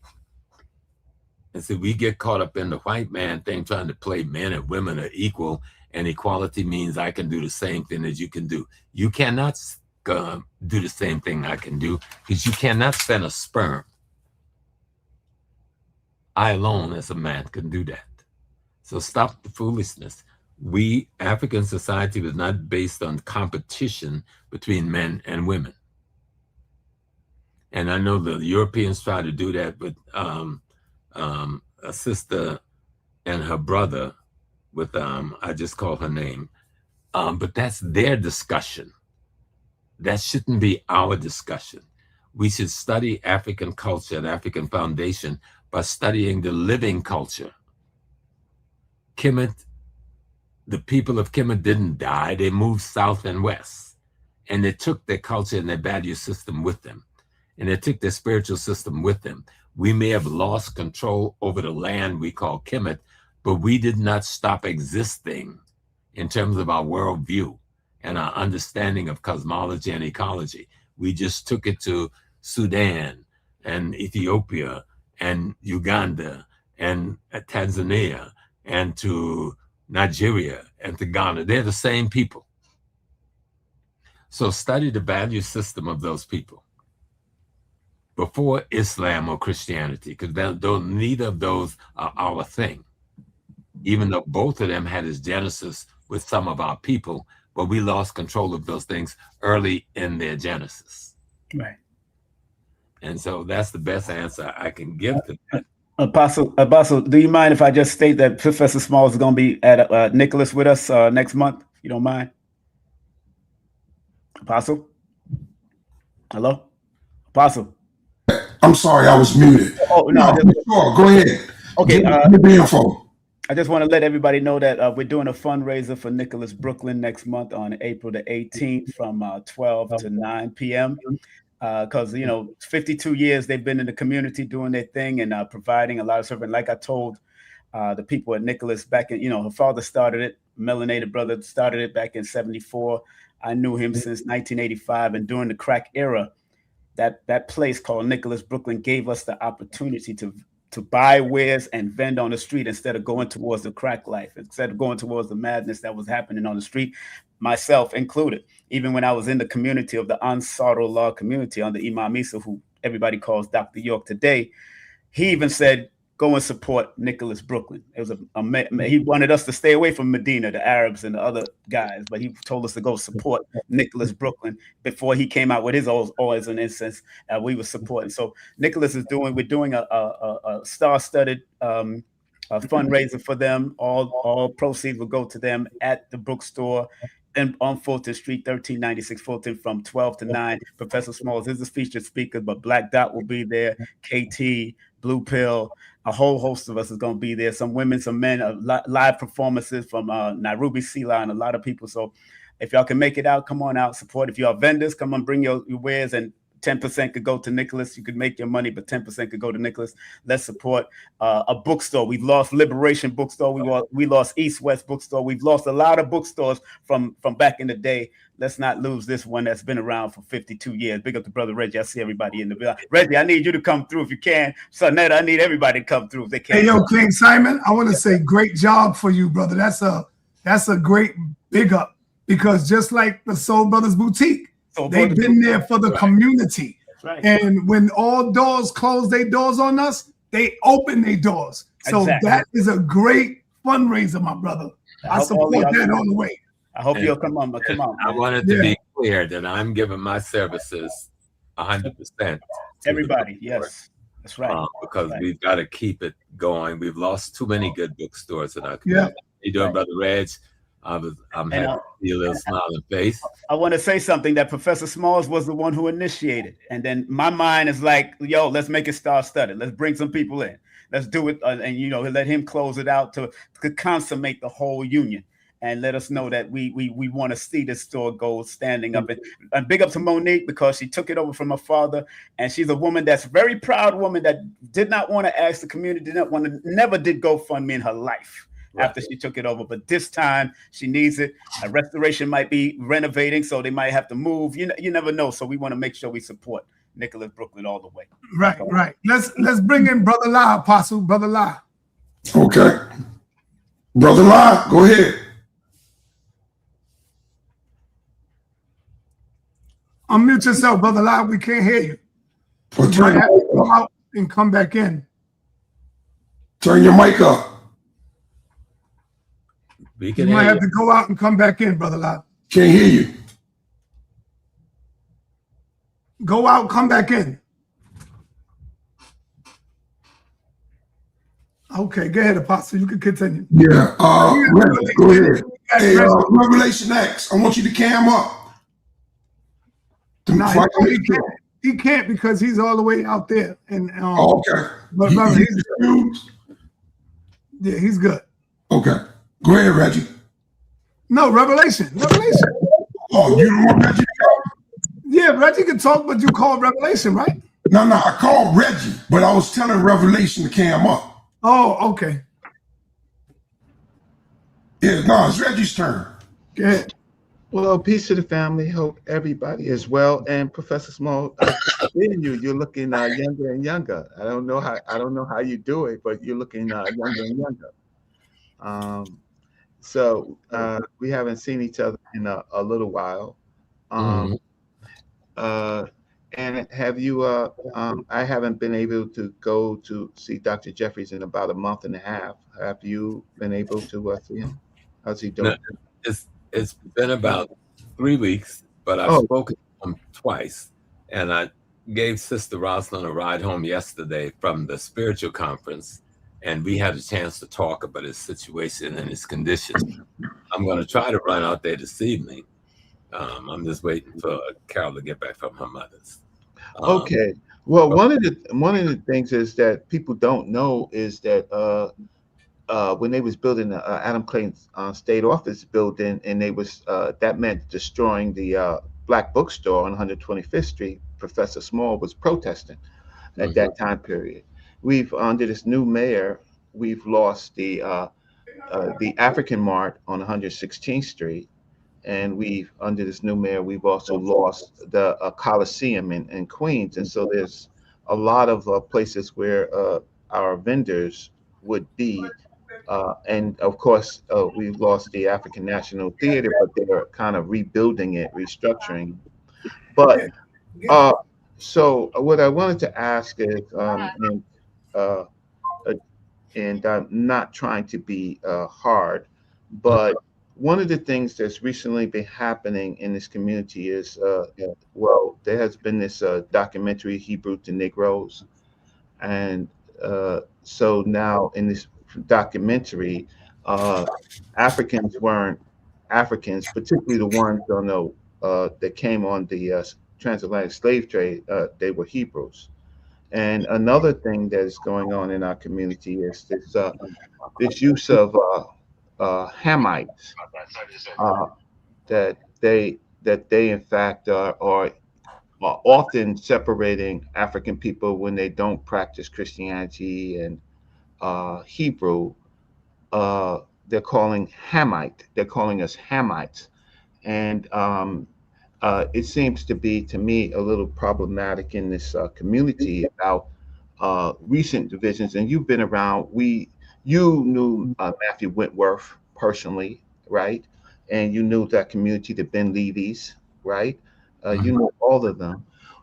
What could you say to kind of help this this dilemma of these new groups coming and classifying African people and certainly African people that look toward Africa as Hamites, and before it was pagans, but now we are Hamites. What could you do to kind of address the history? Was the Africans that was transported on a transatlantic slave trade, were they African traditional? They were actually Muslims. Some of them had Muslims from the old trans-Saharan slave trade. Were they Black Hebrews? What was there Christianity in West Africa at that time? Could you address just some of those things? Yes, sir. And a good book for people to read is LeRon Bennett's Shaping of Black America. LeRon gets into this a little bit. We want everybody. Many of the Hebrew community who had been ejected from Spain via Morocco end up in West Africa. Many of them were enslaved in the Caribbean. Very few were enslaved in what we call the United States, which the enslavement in the Caribbean is 200 years older than the enslaving process in the United States.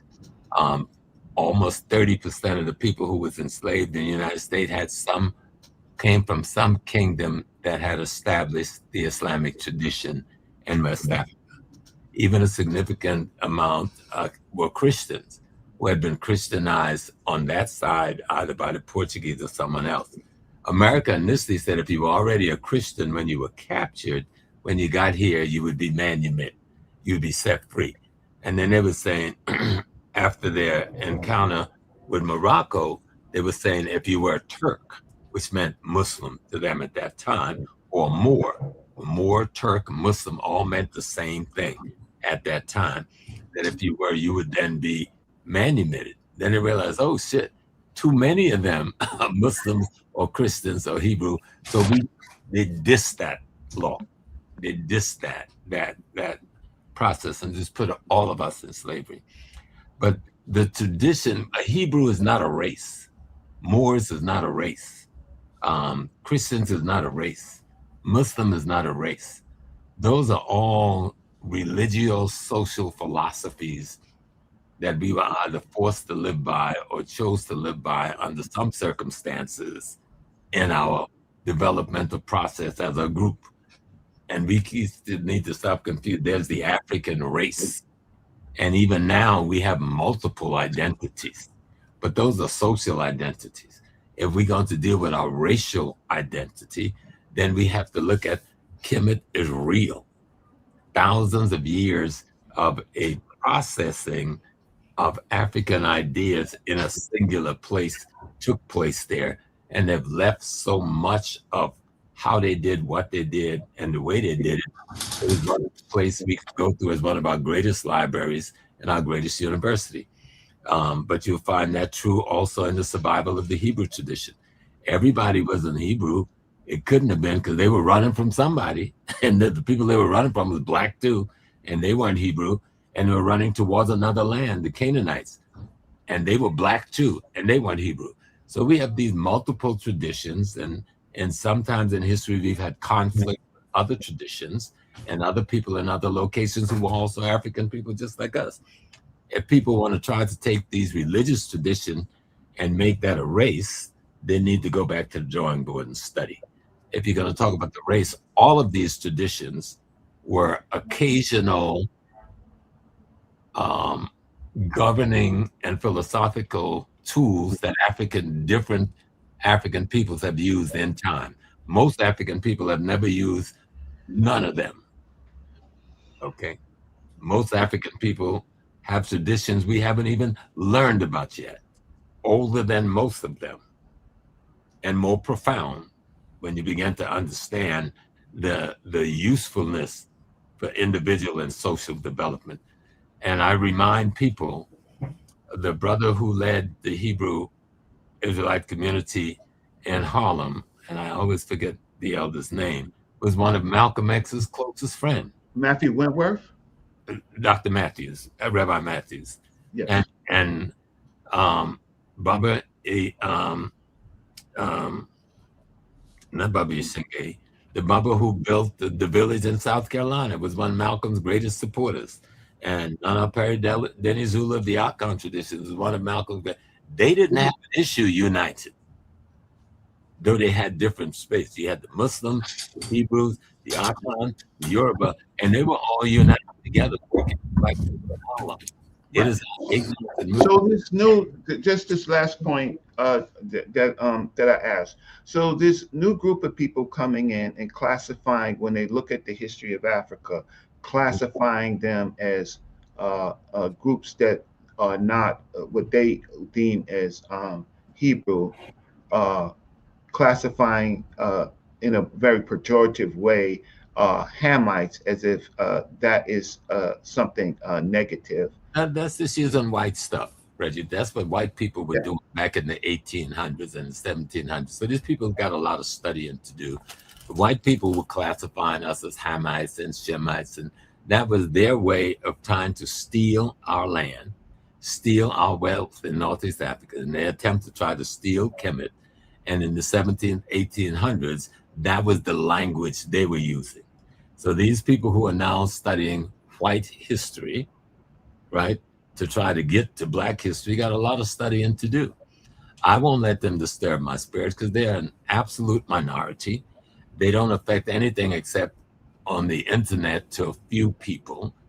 There is almost 2.5 billion of us Africans on the planet have never heard their argument and won't ever hear them. Okay. Well, thank you so much. I know there's other questions.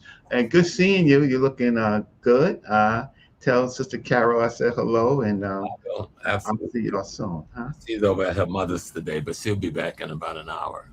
All right, Brother Lau, let's see if we can hear you. Can you gentlemen hear me? Yes, you good, brother. Go ahead. First and foremost, peace and blessings to all you brothers that's on the panel, as well as your families and the folks in the chat. Yes, sir. Peace and blessings to you, sir. Assalamu alaikum aki. Wa alaikum salam. I just wanted to ask you a question because previously in the conversation, I heard you say something in regards to Arabs and giving the lineage line between people coming from Yemen and being defined more so as Africans. Yes, sir. When you said that, I know a lot of people will look like, what was this? There was Africans and there was Arabs. Right. But when they look at the Deen of Islam, they perceive it as, oh, all Muslims are just all Arabs and it's just an Arab religion and then this and that. Can you compound more so on the growth and the journey that you have taken from once being an Imam to where you are right now? And what took you away from, I wouldn't say took you away, but no, what I understand. I understand. And the simple, wallahi for speaking out of place, but what was it that made you somewhat step away from the methodology? Step away from the Ummah. Let me describe it as this. I describe Islam like I do all of the religions as methodologies for the approach to the divine. Okay. And instead of the exclusivity, one of the mistakes I think all of us have made, I made it in my early history, given these exclusivity that this is the only way, this is the way, this is the final way. It's like in the Quran where it is said that the prophet is the seal of the prophet, that Prophet Muhammad wasallam is the seal of prophecy. And no one asked the question, and people have interpreted that to mean this is the last one, this is the end. No, there are those of us who felt, looking at the same language system, that it meant the seal, like a stamp is a seal, that he is indeed a prophet, but not the last prophet. No. So those kinds of arguments still go on, because why would the divine all of a sudden stop its revelations? Doesn't make any sense. That's not how nothing in our understanding of cosmology or ecology works. But my stepping away had nothing to do with the system of loving the divine. Whether I call the divine Allah or the Mary or Jehovah, we talk about the same divine. And so I was talking about being identified with a methodology and a group of people who was at war with African peoples. And the Arab world is racially at war with African peoples, and make no bones about it. And when Islam was founded, those people, the Prophet Muhammad himself, when you look and see who his grandmother was not an Arab. He was not a European. No. It's only after the European takes over the system in the 8th century that they began to condemn anybody who dared to call Muhammad black. People were killed for referring to him as an African, because the white people took over the system, and they still run the system. So that's why I moved away, because the system, in terms of who's the jurisprudence in the 4 schools and in the 4 jurisprudence network around the Rabat Alim al-Islamim in Mecca, They're not controlled by us anymore. Yes, we have the Mufti of Sudan sitting on the board and a couple of others, but for the most part, these are European. These are Turks and Kurds, and we call them Arabs if we may. Now, there's a few Arabs involved because the British, after overthrowing the Ottoman Empire, did put Arabs in Jordan and in Saudi Arabia to run things for them and put those families in place. But most of the people that's running the Muslim world are Turks. And that don't mean most of the people in the world who are Muslim are Turks, because the people in the Philippines and Indonesia are the largest group of Muslims in the world in terms of ethnic nations. And what is Islam? Islam is a set of principles and understanding of how to approach the worship of the Creator and what kind of life you should live. Now, when we study the Quran, we'll find that a lot of stuff that we see people doing, even with the dressing of women, is not in that Quran. We watch this thing with these people having 50, 60 wives. That's not in that Quran. So my thing was like, I'm not going to get caught up in the Arab culture, because the laws of God existed before the Prophet Muhammad, peace be upon him. The law of God existed before there was a Moses. The laws of God existed before there was an Elijah Muhammad.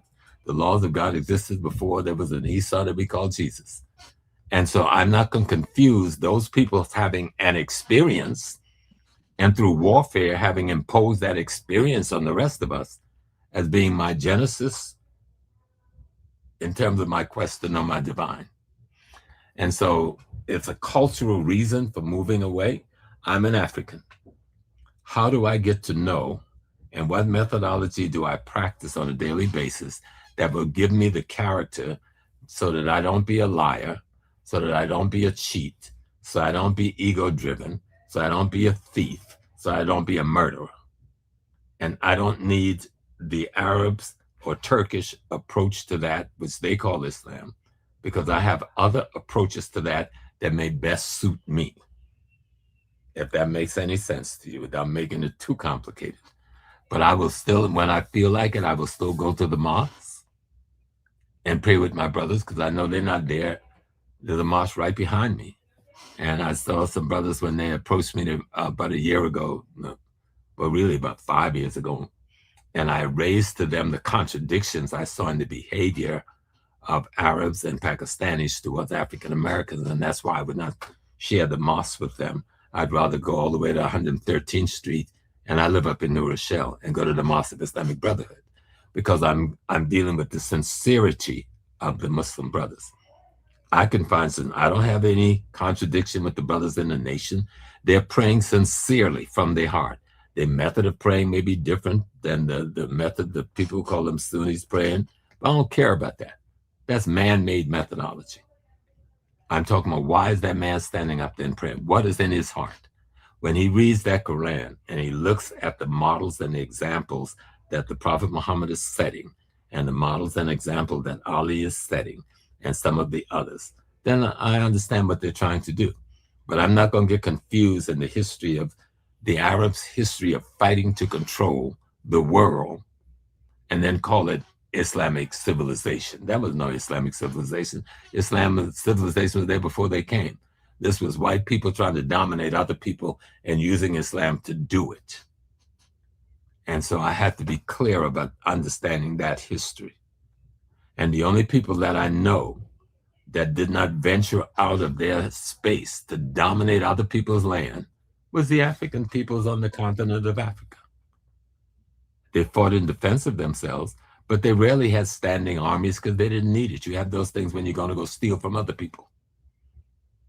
And so it's just my total understanding of the history of what happens after the death, especially after Muawiyah betrays Ali and Ali is killed. I see Islam going away from what the Prophet Muhammad had brought to us. And having understood that, now I don't buy into the Shia thing either, even though they would reach in and save many of the family members of the Prophet from people who call themselves Sunnis. Yeah. So it's all that history combined that I'm responding to. And so I found to find a place where I can feel that I can address the divine within me and without me without getting caught up in somebody else's culture, especially when that culture don't even respect me as a human being, not the person. I got individual brothers who are Arabs who I love, I will die for. I got individual brothers who are white who I love, who are Christian that I will die for. I'm talking about the general cultural, behavioral of people who say they accept this religion as a way of life. And yet, because of my skin color, you would treat me different. And with no explanation for why you're doing it, when both of us are saying salam alaikum, rahmatullah, and on and on. Stop it. Either let's live according to the codes and conduct of Islam, or stop calling yourself a Muslim. And if you live to the codes and conduct of Islam, you will be living to the codes and conduct to the law of Moses. You'll be living to the codes and the conduct of the admonition of Ma'at. You'll be living to the codes and conduct of the Yoruba, and so forth and so on. But when people are not living to those codes and conduct, then I chose to move away. And that was my reason for moving away. And when I challenged this, and I didn't just talk my talk, I challenged this in Saudi Arabia myself. And what did they do to my challenge? And all my challenge was to teach Black history at cafes and restaurants. They turned me over to the American CIA. And I escaped from the CIA in Jeddah. And when they caught up with me 3 weeks later, they said, nobody escapes from us. I was like, I just did, you know, I did. And when they tried to keep me and let me just drop dead in Jeddah by taking my airline ticket, taking my monies, and I gave up and sat on the curb, and I was crying one day, my dear brother. And I'm saying, like, okay, if the God I believe in is going to let me die in this place, I've done nobody no harm, then either I deserve it or that God should deliver me. And I'm sitting on this curb after I took off my white. I got on the jeans and I put on the dashiki because I wanted to feel African, and that's all I had to feel African.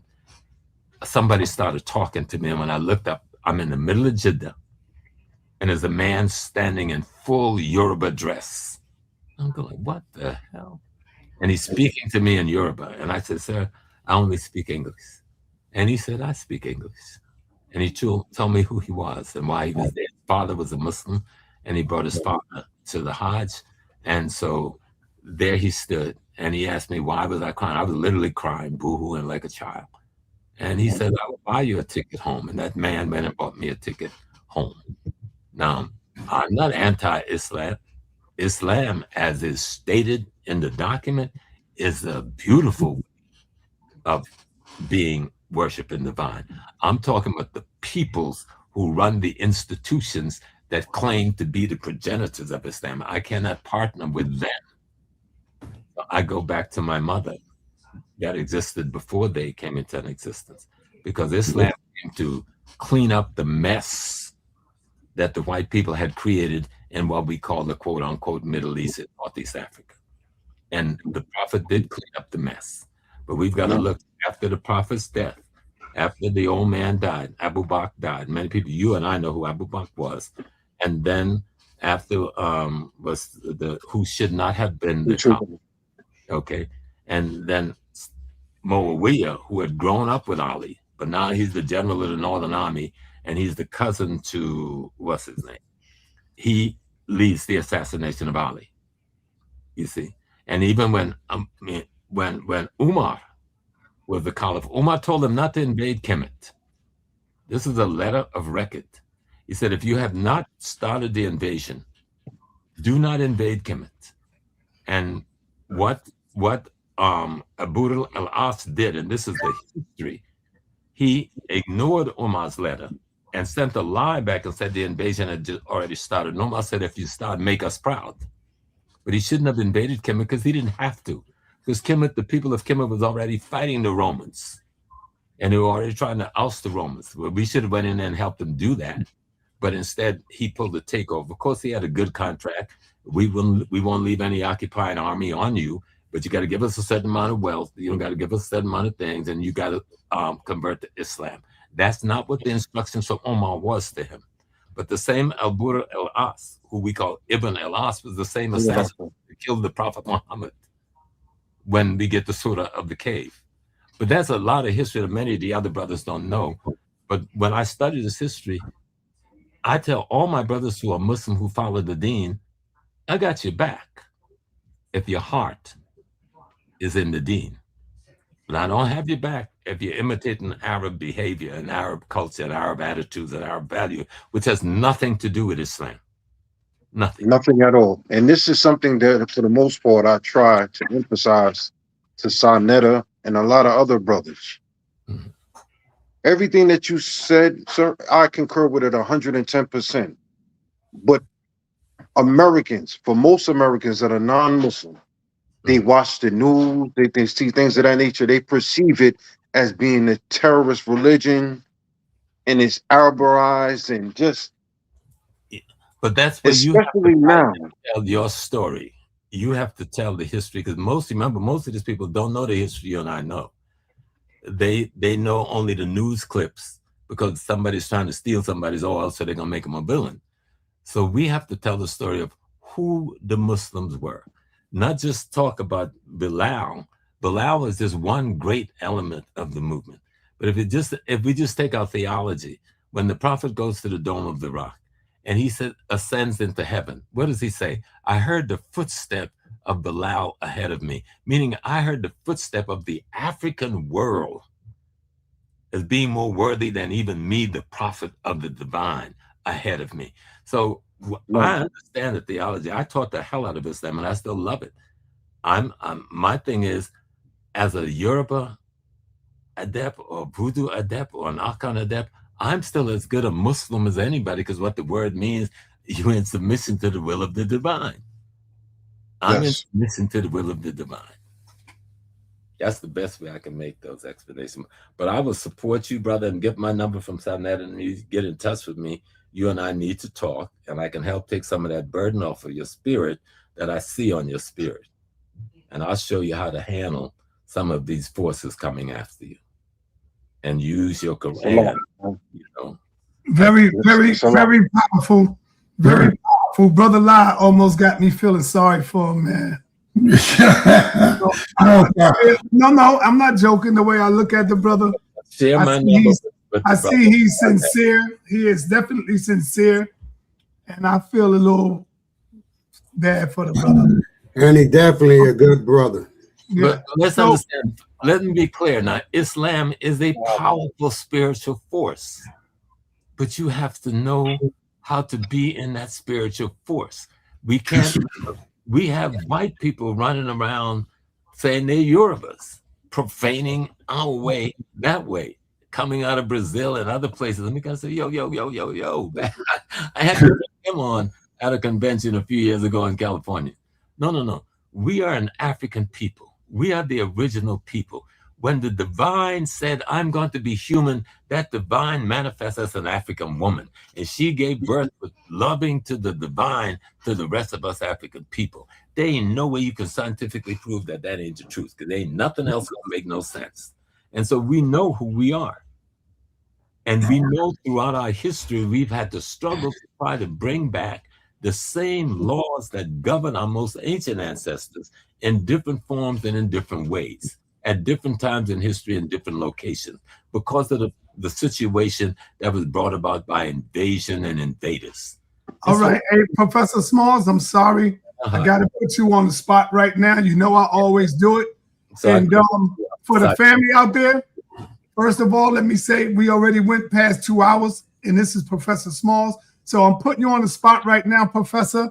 I would like for you to check your Cash App, and you ain't got to say what it is, but let me know if the people showed any kind of support before we continue. I know we're getting ready to end it up, but to let Apostle continue, I just want to make sure that people showed some love, man. Yeah, yes, sir.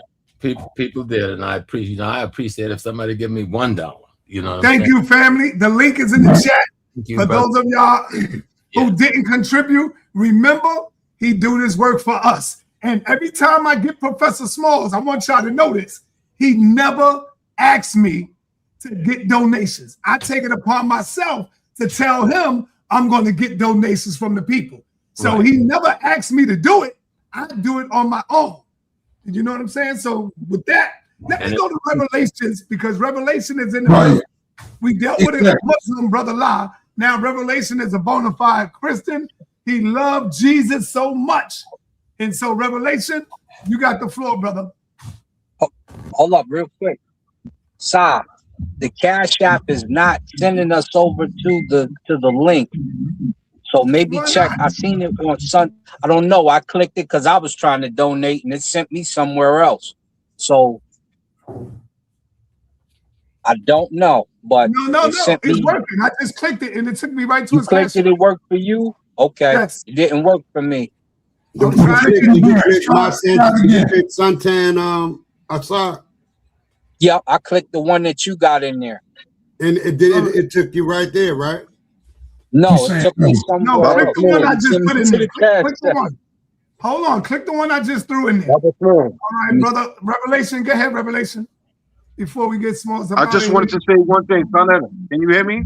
Yes, go ahead, Lon. I just wanted to say one thing to Baba Smalls. Yes, I'm gonna get the number from Reggie, and I'm going to give you a call, inshallah. Okay, my brother. Thank you. Assalamu alaikum, Aki. Wa alaikum salam. Revelation. Yes, peace and blessings to everyone on the panel. Sanata, first would like to say unto you, Sanata.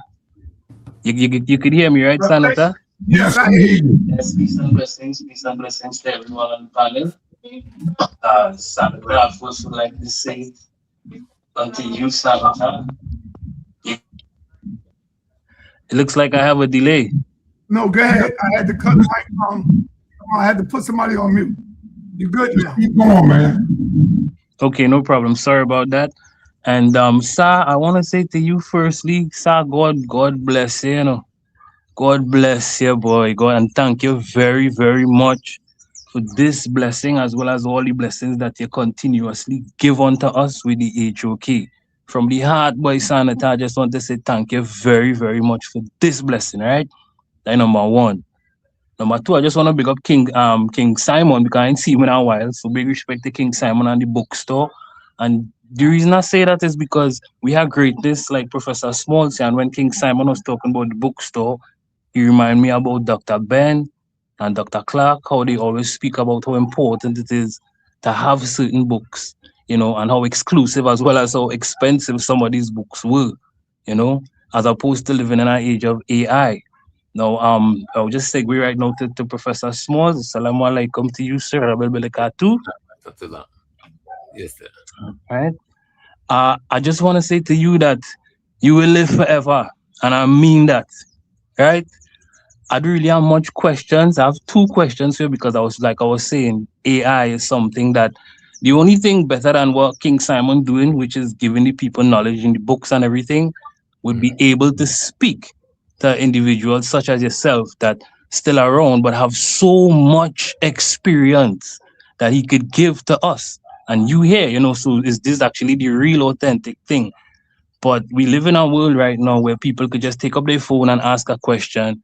And if you ask me, my personal thing is I see it as a little dangerous. But this is the question I would like to ask you. One of them, you know, what is your views on the influence of AI in the world of information upon our people, seeing that it actually comes from what we might want to call, or what we might call, the enemy? That's number one. Number two would be simply what was Malcolm X like? Because I know that you and Malcolm, you were around Malcolm. So that would be number two. And that's my two questions here. Yeah, the first one, the AI piece, you know, I'm just learning to understand what the implications of it is. As a technology, I understand it was an African person who created, an African-American scientist who raised up that level of technology. Of course, as we've done throughout our history in this country, they've taken our technical contributions and used it in all kinds of evil kinds of ways. But like any other technology, it depends on how you use it. Now, we can sit back and let the enemy use it and complain, or we can learn it and master it and use it the way we want to use it. And that would be my prescription. And I'm trying to learn AI as much as I can. It is a tool. Am I going to give that tool to the enemy? alone, or am I going to master that tool myself and learn to use it for my liberation and my betterment? So that on that piece. On Malcolm, I only met Malcolm once for about 20 minutes, but that was enough. I mean, I don't come from a being lost person. I'm the son of a root woman from Gullah Geechee, South Carolina. I'm Miss Pigeon's grandson. And my grandfather, was a Morris in the Morris Science Temple, and he was the Grand Master of the Prince Hall Lodge and the Baptist minister of our church. So I come out of a struggle family. I come out of an African family. That was always my foundation. So when I saw Malcolm on TV from South Carolina, I called my mom and dad in New York and said, I got to meet this man. And they had my brother drive me up.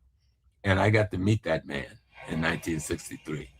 And that courage that I saw in that man, when he was assassinated, I was in the Navy in France.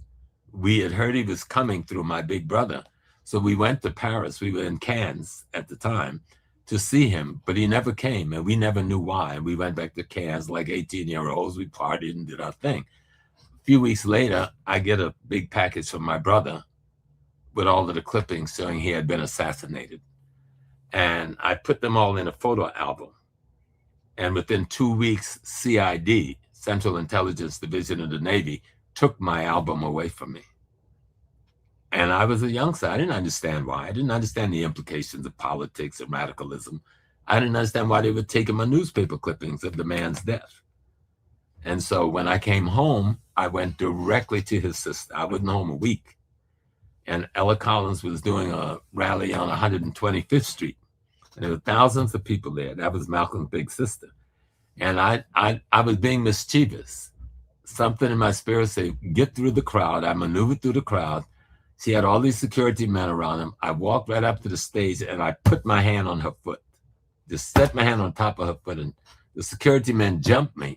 And she told them, leave him alone. And Brother Stock had me all jacked up. Stock is still my friend. Today, we talked last week. Right? He's doing very good too. He comes to the grave every May 19th, so many of you have seen him.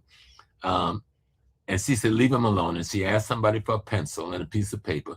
And she wrote her number down and said, be at this address on Tuesday night. And again, I'm being mischievous. I showed up on Tuesday morning because I said, I gotta know who these people are, right? And she came to the door. She didn't have on all the African regalia. She had on an old rag around her head, a wig halfway hanging out, a dress that was a little torn, and a feather duster. So I didn't recognize her. And she says, oh, Miss Collins said to expect you, but you to come tonight. And when I went that night, that was the meeting of the OAAU. And the rest is just history.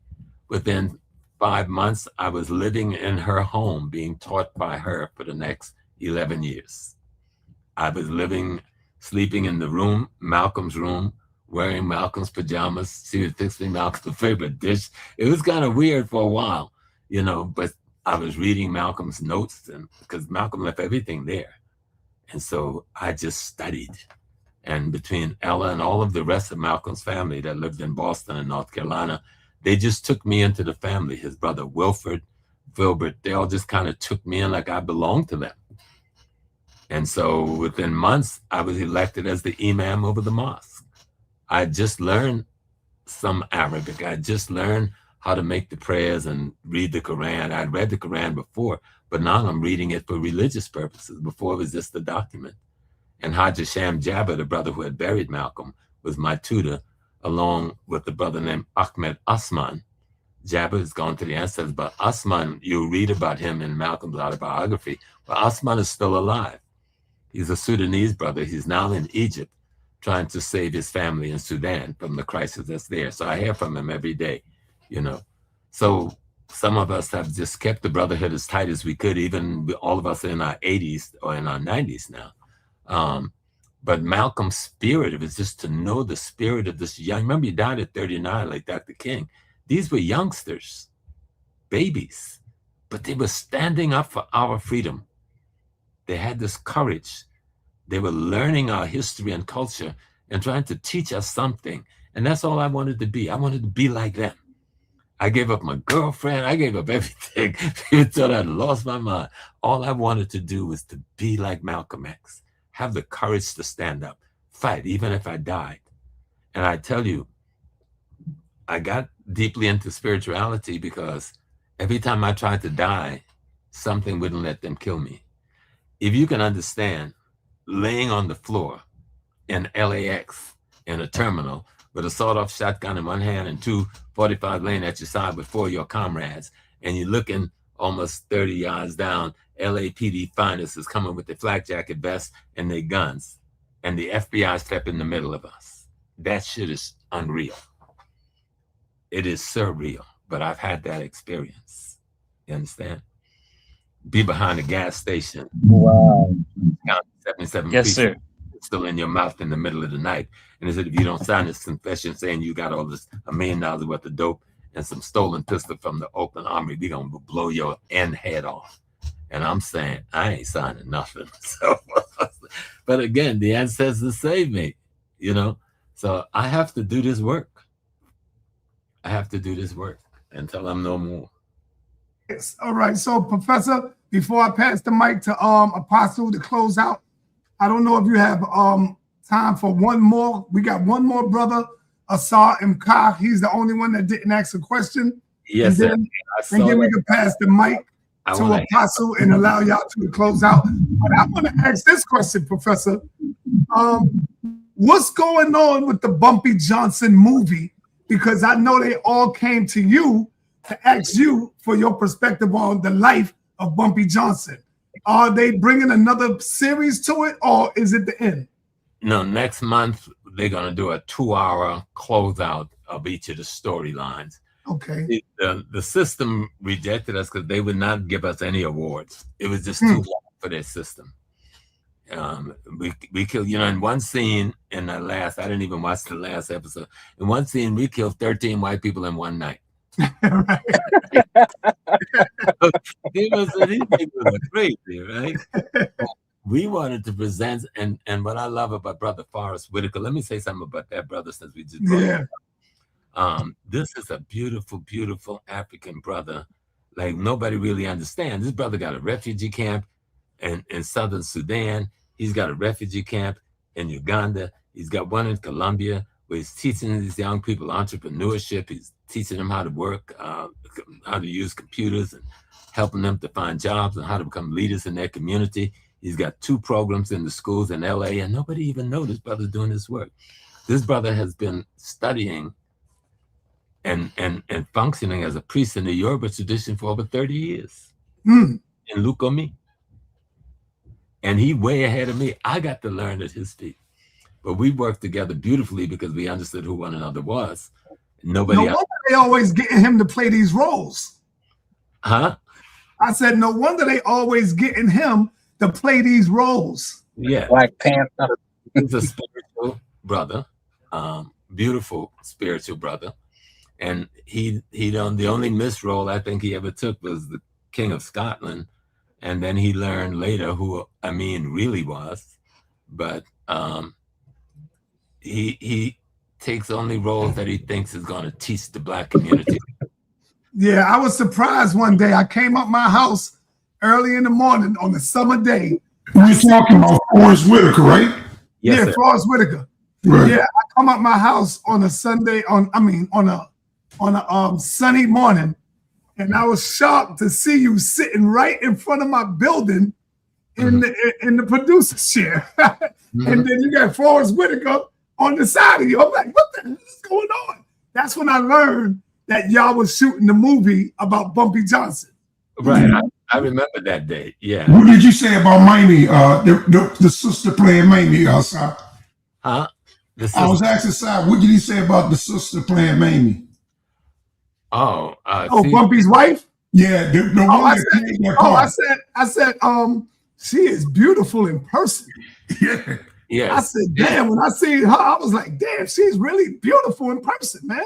Yeah, she's born and raised in Harlem. Her dad is Ethiopian, her mom is European, but she's a Harlemite. Just a wonderful person. Elfa Nish, she's just one of the most beautiful sisters you want to meet.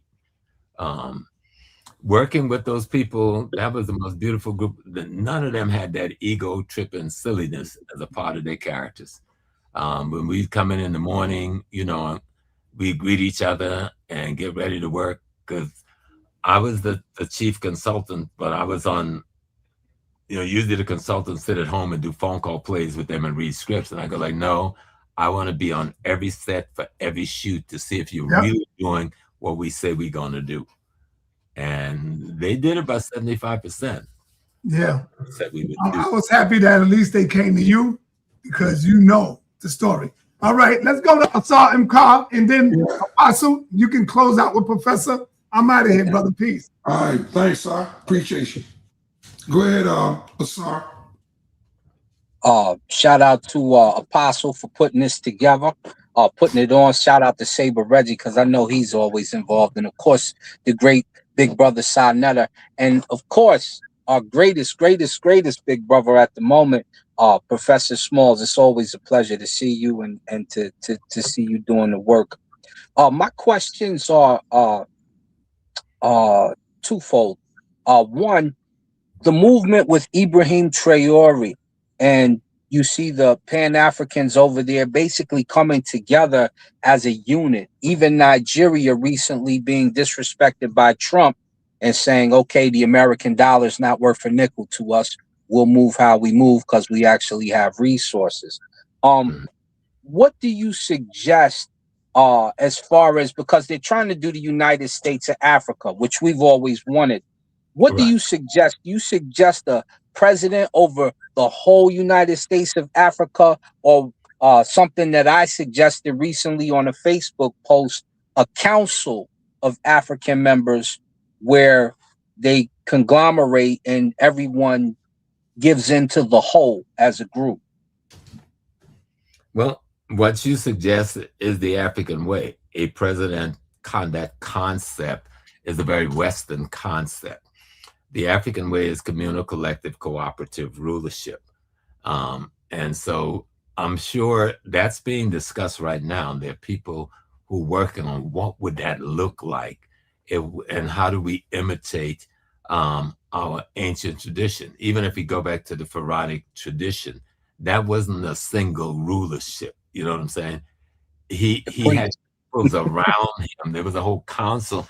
He was simply the representative of the rest of the minds that ruled Kemet. That's why it lasted so long. So if you look at the systems in most of Africa, especially the ones in Ghana where the systems are still intact, like Asante and the Kumasi, the Ashanti nation now, he ascends to the throne, but he ain't really the throne. You understand?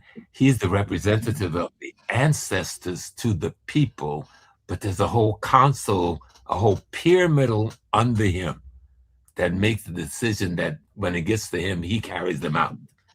But and I think Africa is going to have to do, because it's too big for one person to be a manager. So it's got to be a collective, communal, cooperative approach. And I think they're going that way. If you know Brother Chure, the brother who leads his security don't even carry a gun. He's a traditional priest. You know, he don't even wear a flat jacket. And he marches in front of the dudes with the AK-47s and stuff. And I go like, okay, they know something we don't know. That brother knows something we don't know. Yes. So I think I'm watching it in real time, how the African continent is beginning to take a lot of hints from us. Don't let nobody play us down. You know what I'm saying? Because all them Pan-African and this, we did a damn good job. All right. And those of us from the Caribbean and the United States and Canada, in trying to promote the concept of African unity and an African oneness, which we call Pan-Africanism. And I think that is beginning to take, and it took birth in the continent with Nkrumah and the others, but it's seeing a new rebirth now under Toure. And I think we just need to better ourselves wherever we at, so that we can be a support to whatever's happening on that continent. So we have to realize our power in the United States, in our communities, in the Caribbean, in our communities, you know. my last question to add to that, where should we go as the United States representatives when it comes to interacting with Africa? How should we start interacting with Africa when it comes to business, possibly moving, relocating, or even just straddling the line while we're here doing business there and bringing business over to America in order to advance the finances of ourselves here as well as there? How should we function? The approach is to get to know how each of those countries function. It's 54 countries. That's not a lot to learn. What is the banking system? What is the economic system there? And reach out. Like I do tours to Africa that me and Dr. Jeffries and Brother Reggie and them started 40-something years ago, and I still continue those tours. And the one thing I do when we get there, the first meeting we have is with the government corporate council. So I'll bring 50 people, 60 people. Last year, about 100 people before the corporate council. Now, y'all ask them all of the questions you just asked, right? How do we invest in the country? How do we work with the banking in this country? How do we buy land in this country? How do we become citizens in this country? What is the relationship? What should that relationship look like? Sabo, as you add this into your answer, please. They said that the Ghanaian bank just helped out one of the black banks over here in America to stop it from going under. Do you know anything about that? And could you add that in? I heard about it, so I didn't really do the follow-up I should, but I'll do it and then get back to Sanetta on it. But there is a Ghanaian family that bought out the black bank that was going under in Chicago a few years ago. That's the brother who owns the Elmina Beach Resort from Elmina in the central region. He also has a university that he built there for his people. He has a television station, radio station. He ran for president a couple of times. And his name just keeps flying over my head right now. Indum.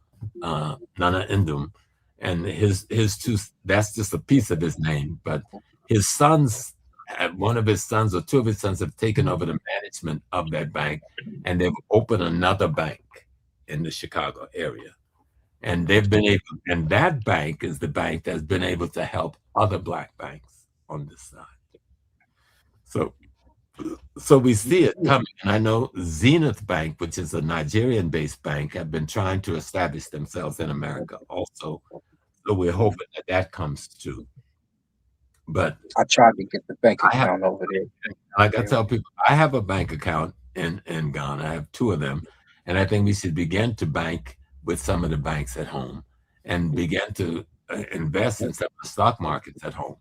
I mean, the Ghana stock market haven't lost a point in 15 years, you know. All right. Because of the gold. They don't say much. They don't want to say the gold base is supporting it because they got the World Bank International Monetary Fund constantly trying to undermine the world currency. But though they have world currency, they haven't been able to undermine their, what we would call their Wall Street structure. Theirs called CD House. So it's just learning more about how does things work over there. Traveling or meeting with brothers and sisters on this side from Ghana and the different associations is then how can we work together?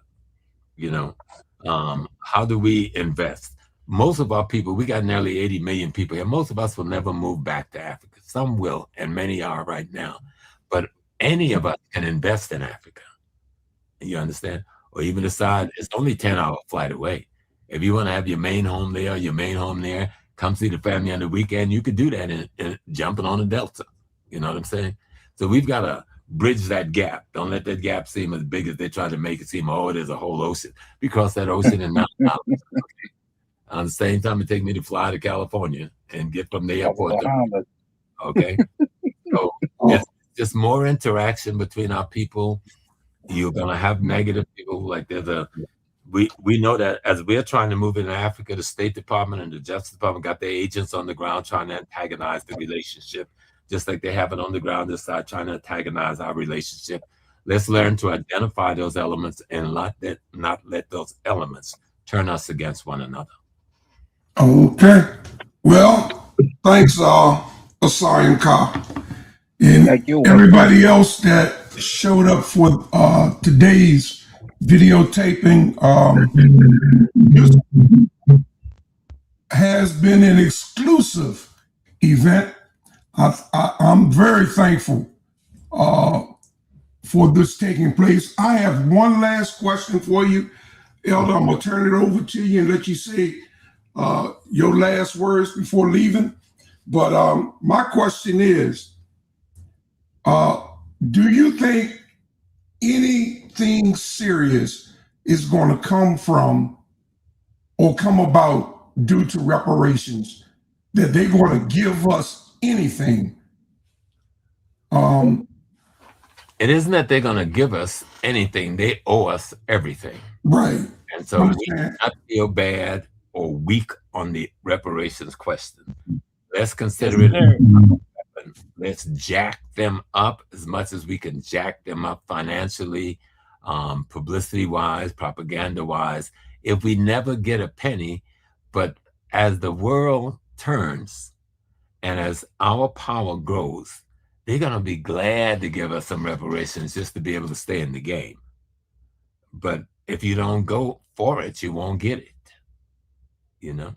And so I know next week on Tuesday, I'm going to be at the UN because the president of Ghana is coming to make a case for reparations before the UN.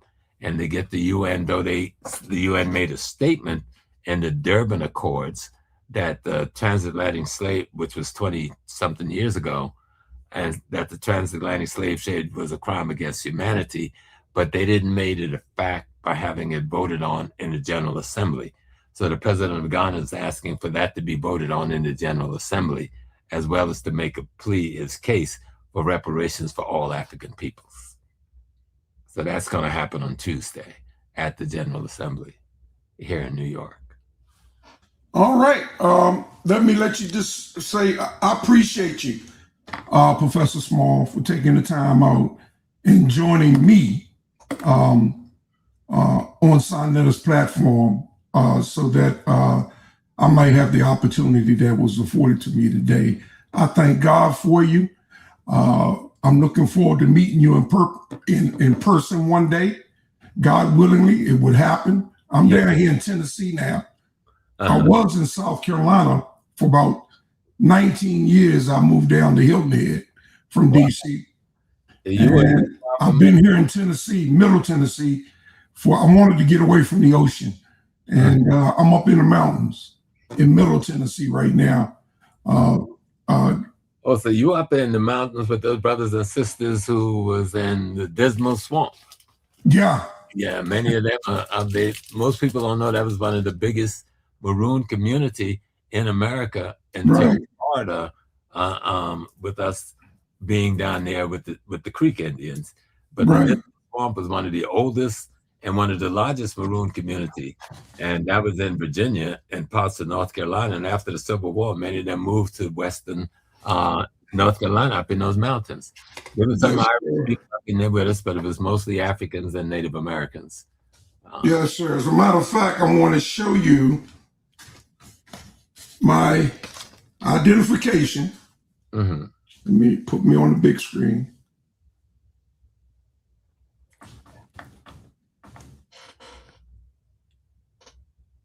Okay. All right. So you went to your family. Yes, sir. Yes, sir. I also I have my pull it down a little bit. Permit. My weapons permit to carry. Yes, sir. Pull it down. All right. So we need to tell that story of the evolution of those ancestors who created this environment that you now live in. Yeah. I shared some of it, but people don't accept stuff that they don't understand. Right. And you get more negative feedback than positive when you do this sort of thing. You got to continue to do it because the Chicora Nation, the PD and Waccamaw Nation. Right. And, one of my main naysayers was Sonnetta until he found out that he was part cynical himself. I found that very, very interesting. Watch the top. Watch the top. Yeah. My grandfather is full-blooded Washita. Okay, Washita. Yeah. So I never used to look at it sideways. But I was kind of like that. I would not talk about my Native American roots because people always thought you were trying to disclaim your African roots. And I go like, no. I grew up cleaning the mounds. We did that every year because they're buried in the mounds and down in Oak Hill, South Carolina. And my grandfather would take us every year and we would always clean the objects, which were the metal things that only survive, all the wood thing would rot, and put them back on top of the mounds every year. I didn't understand when I was very young what was the difference between them and the Black people. If you see oldest daughter, Maddie, her mother was from Sandy Island. So Sandy Island was the Waccamos, you know, and the PD people. So you can see this, you can tell her mom was Native American. And so there's just so much in our history and the amalgamum of our people that a lot of people don't know. And the only person that in the early days really dealt with it was LaRon Bennett trying to look at it. Right. You know. But those of us who had that and then had to kind of hide it, because if you owned it, people saying you're trying to disown your Blackness.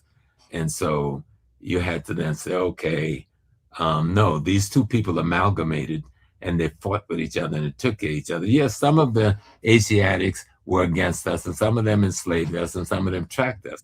But that was not true for most of those communities. Most of the communities amalgamated with us, worked with us, and we grew to freedom together. So that's the next show we need to have, is to do something just dealing with. Look forward to it. Culture. Yes, look forward to it. I'm honored to meet you, and thanks, Anetta, for putting it together.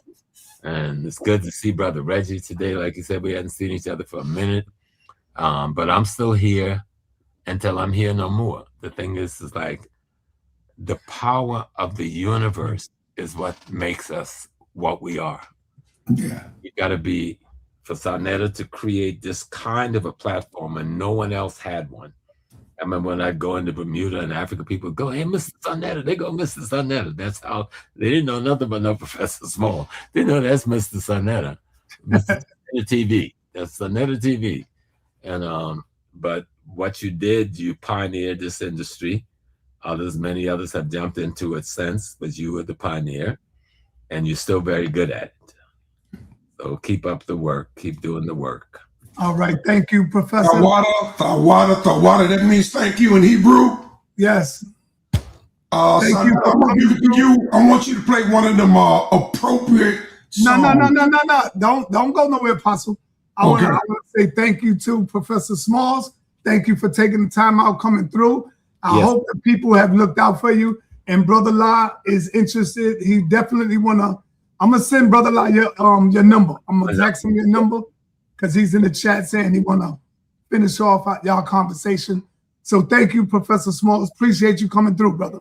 Yes, sir. So peace and blessings, Brother Apostle. It's an honor, and we'll see more of each other. Yes, sir. Thank you. Same back to you. And yeah, hey, one of my highest days. All right. So I want to say, man, this right here might take you into the win, because the people was loving this. Did you see the show yesterday, brother? I saw some of it. Let me tell you something. I saw that part when he associated Mormonism in association of the New Testament, which was utterly ridiculous and nothing to do without debate. I hope he brings that up. Yeah, I saw that part, man. I saw that part. I'm gonna go back tonight and tomorrow, revisit it and watch it all the way through, Sanetta. You see that? Yeah, I'm still here. For those of y'all who didn't get your tickets tonight.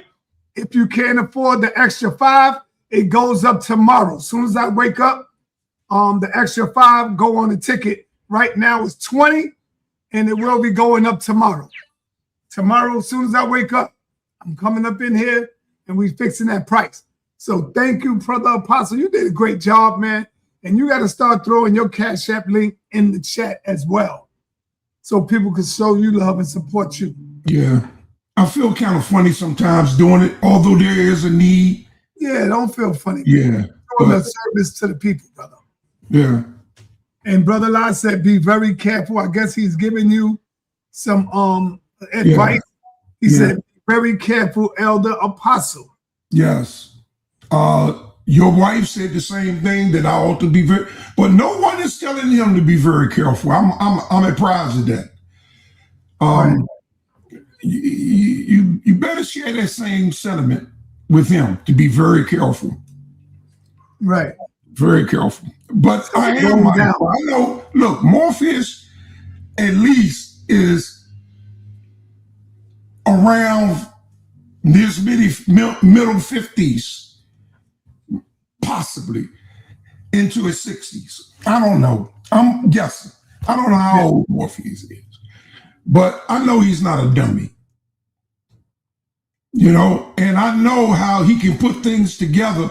Like, for instance, Reggie. Where did Reggie get it that I called him? Reggie cannot produce one tape, me ever calling him a Hamite.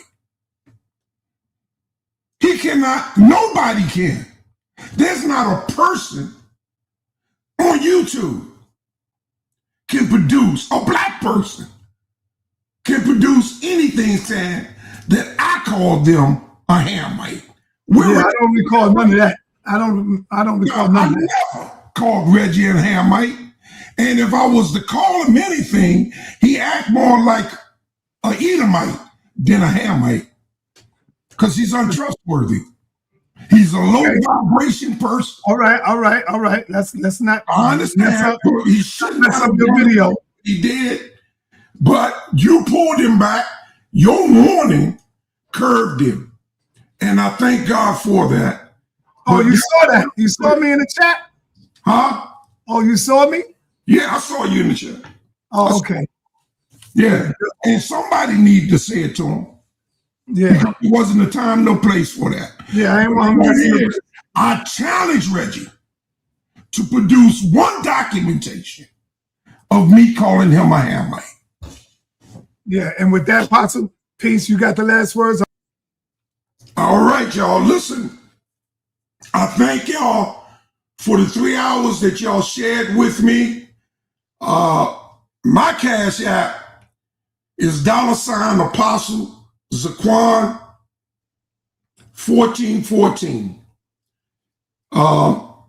As always, any contribution I appreciate. I'm very thankful for.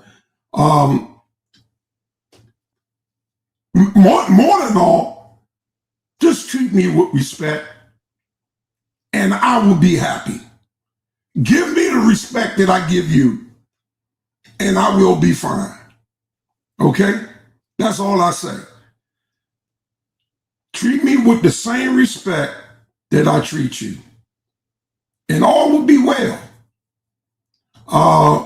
That was very. I was glad. Look, I'm excited about what's going on with Bumpy Johnson today, and that I really appreciate talking to somebody that knew Bumpy, that had the conversation.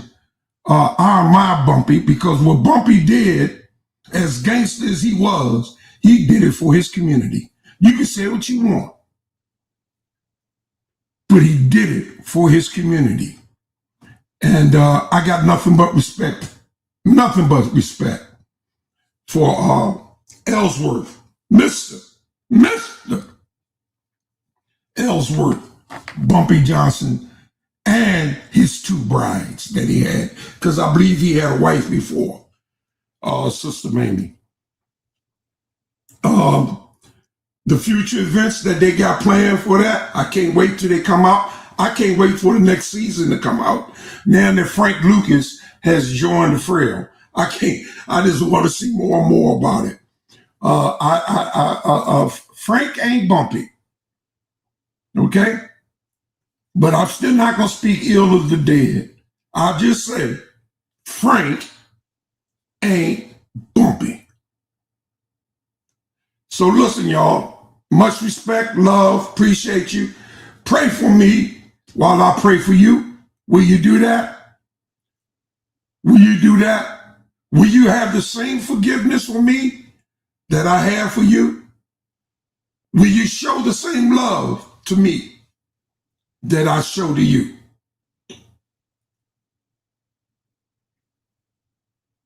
And that says it all. So with that, let me see if I can find something to go home with from the sounds of Sonetta. It's okay.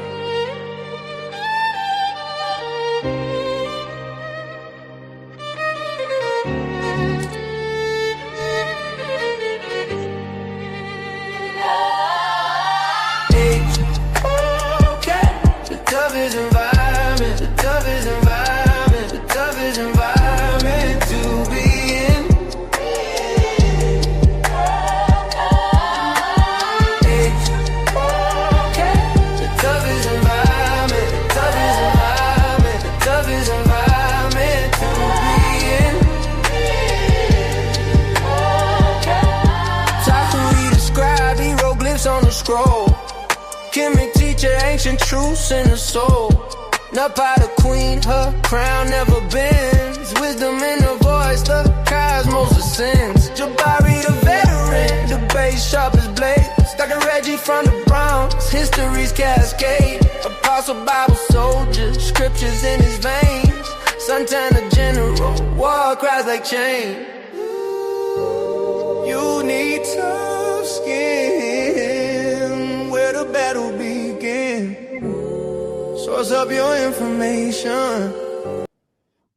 That's a great pick, but Apostle, yes, sir. We got to close out with the new banger, and the new banger, it ain't dealing with religion, but it's dealing with reality. Let's go. All right. I had my first son when I was 19, and I'm 4 years older than my baby mama.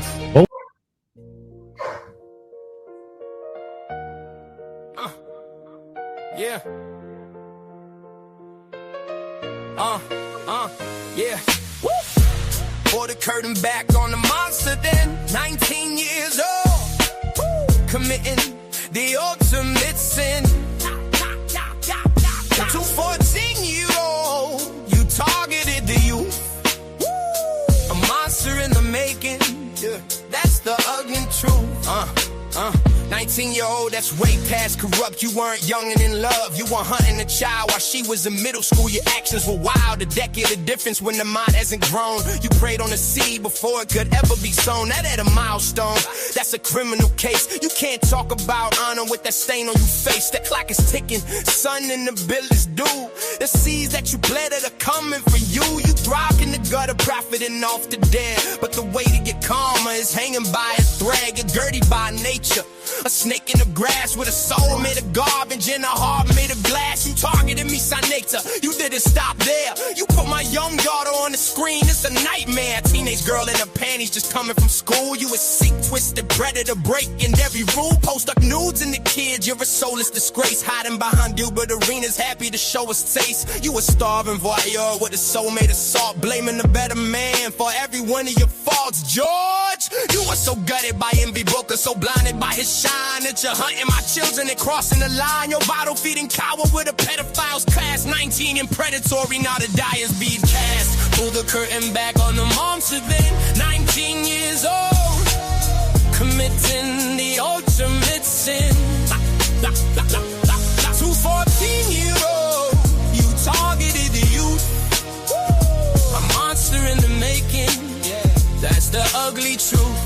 You selling, yeah, you selling woman's body for a handful of change. A digital pimp with a mental derange, banging on my wives cause you can't be the man. A pathetic obsession, a fan with a plan. You out here moving with Gilbert Arenas, bringing the heat, but the foul is egregious. It's guilty by association. You pick a side, but when the smoke clear, there's nowhere to hide. George Booker, let me talk to you. You didn't get the job on talent, you a junkie lane. You got hired as a vulture to feed on the pain. Gilbert only brought you in for the Kwame Brown attack, stabbing a man while he's mourning and can't hit back. You posted his deceased mother all over the feed. A bottom tier move for bottom tier greed is guilty by association, a pact with a snake. Selling your soul for a black form you can never make less. Pull the curtain back on the monster show day. 19 years old, committing the ultimate sin. To 14-year-old, you targeted the youth. A monster in the making. That's the ugly truth. Yeah, you drowning in the venom. You spattered a better man's life. Now karma is knocking for the kids, the dead and the wife, confirming the nightmare and the predator scheme. Admitted you had your first child when you was 19, while she was 14. The sickest truth we've seen. You didn't have the decency to even use protection. You just bust off all in them selfish obsession, giving 14 years old babies. Damn, that's crazy. Pull the curtain back on the monster then. 19 years old, committing me ultimate sin. To 14-year-old, you targeted the youth. A monster in the making. That's the ugly truth. All right, there you go. That's nice, man. That's nice. That's your life there, Asai, right? That was your life, right?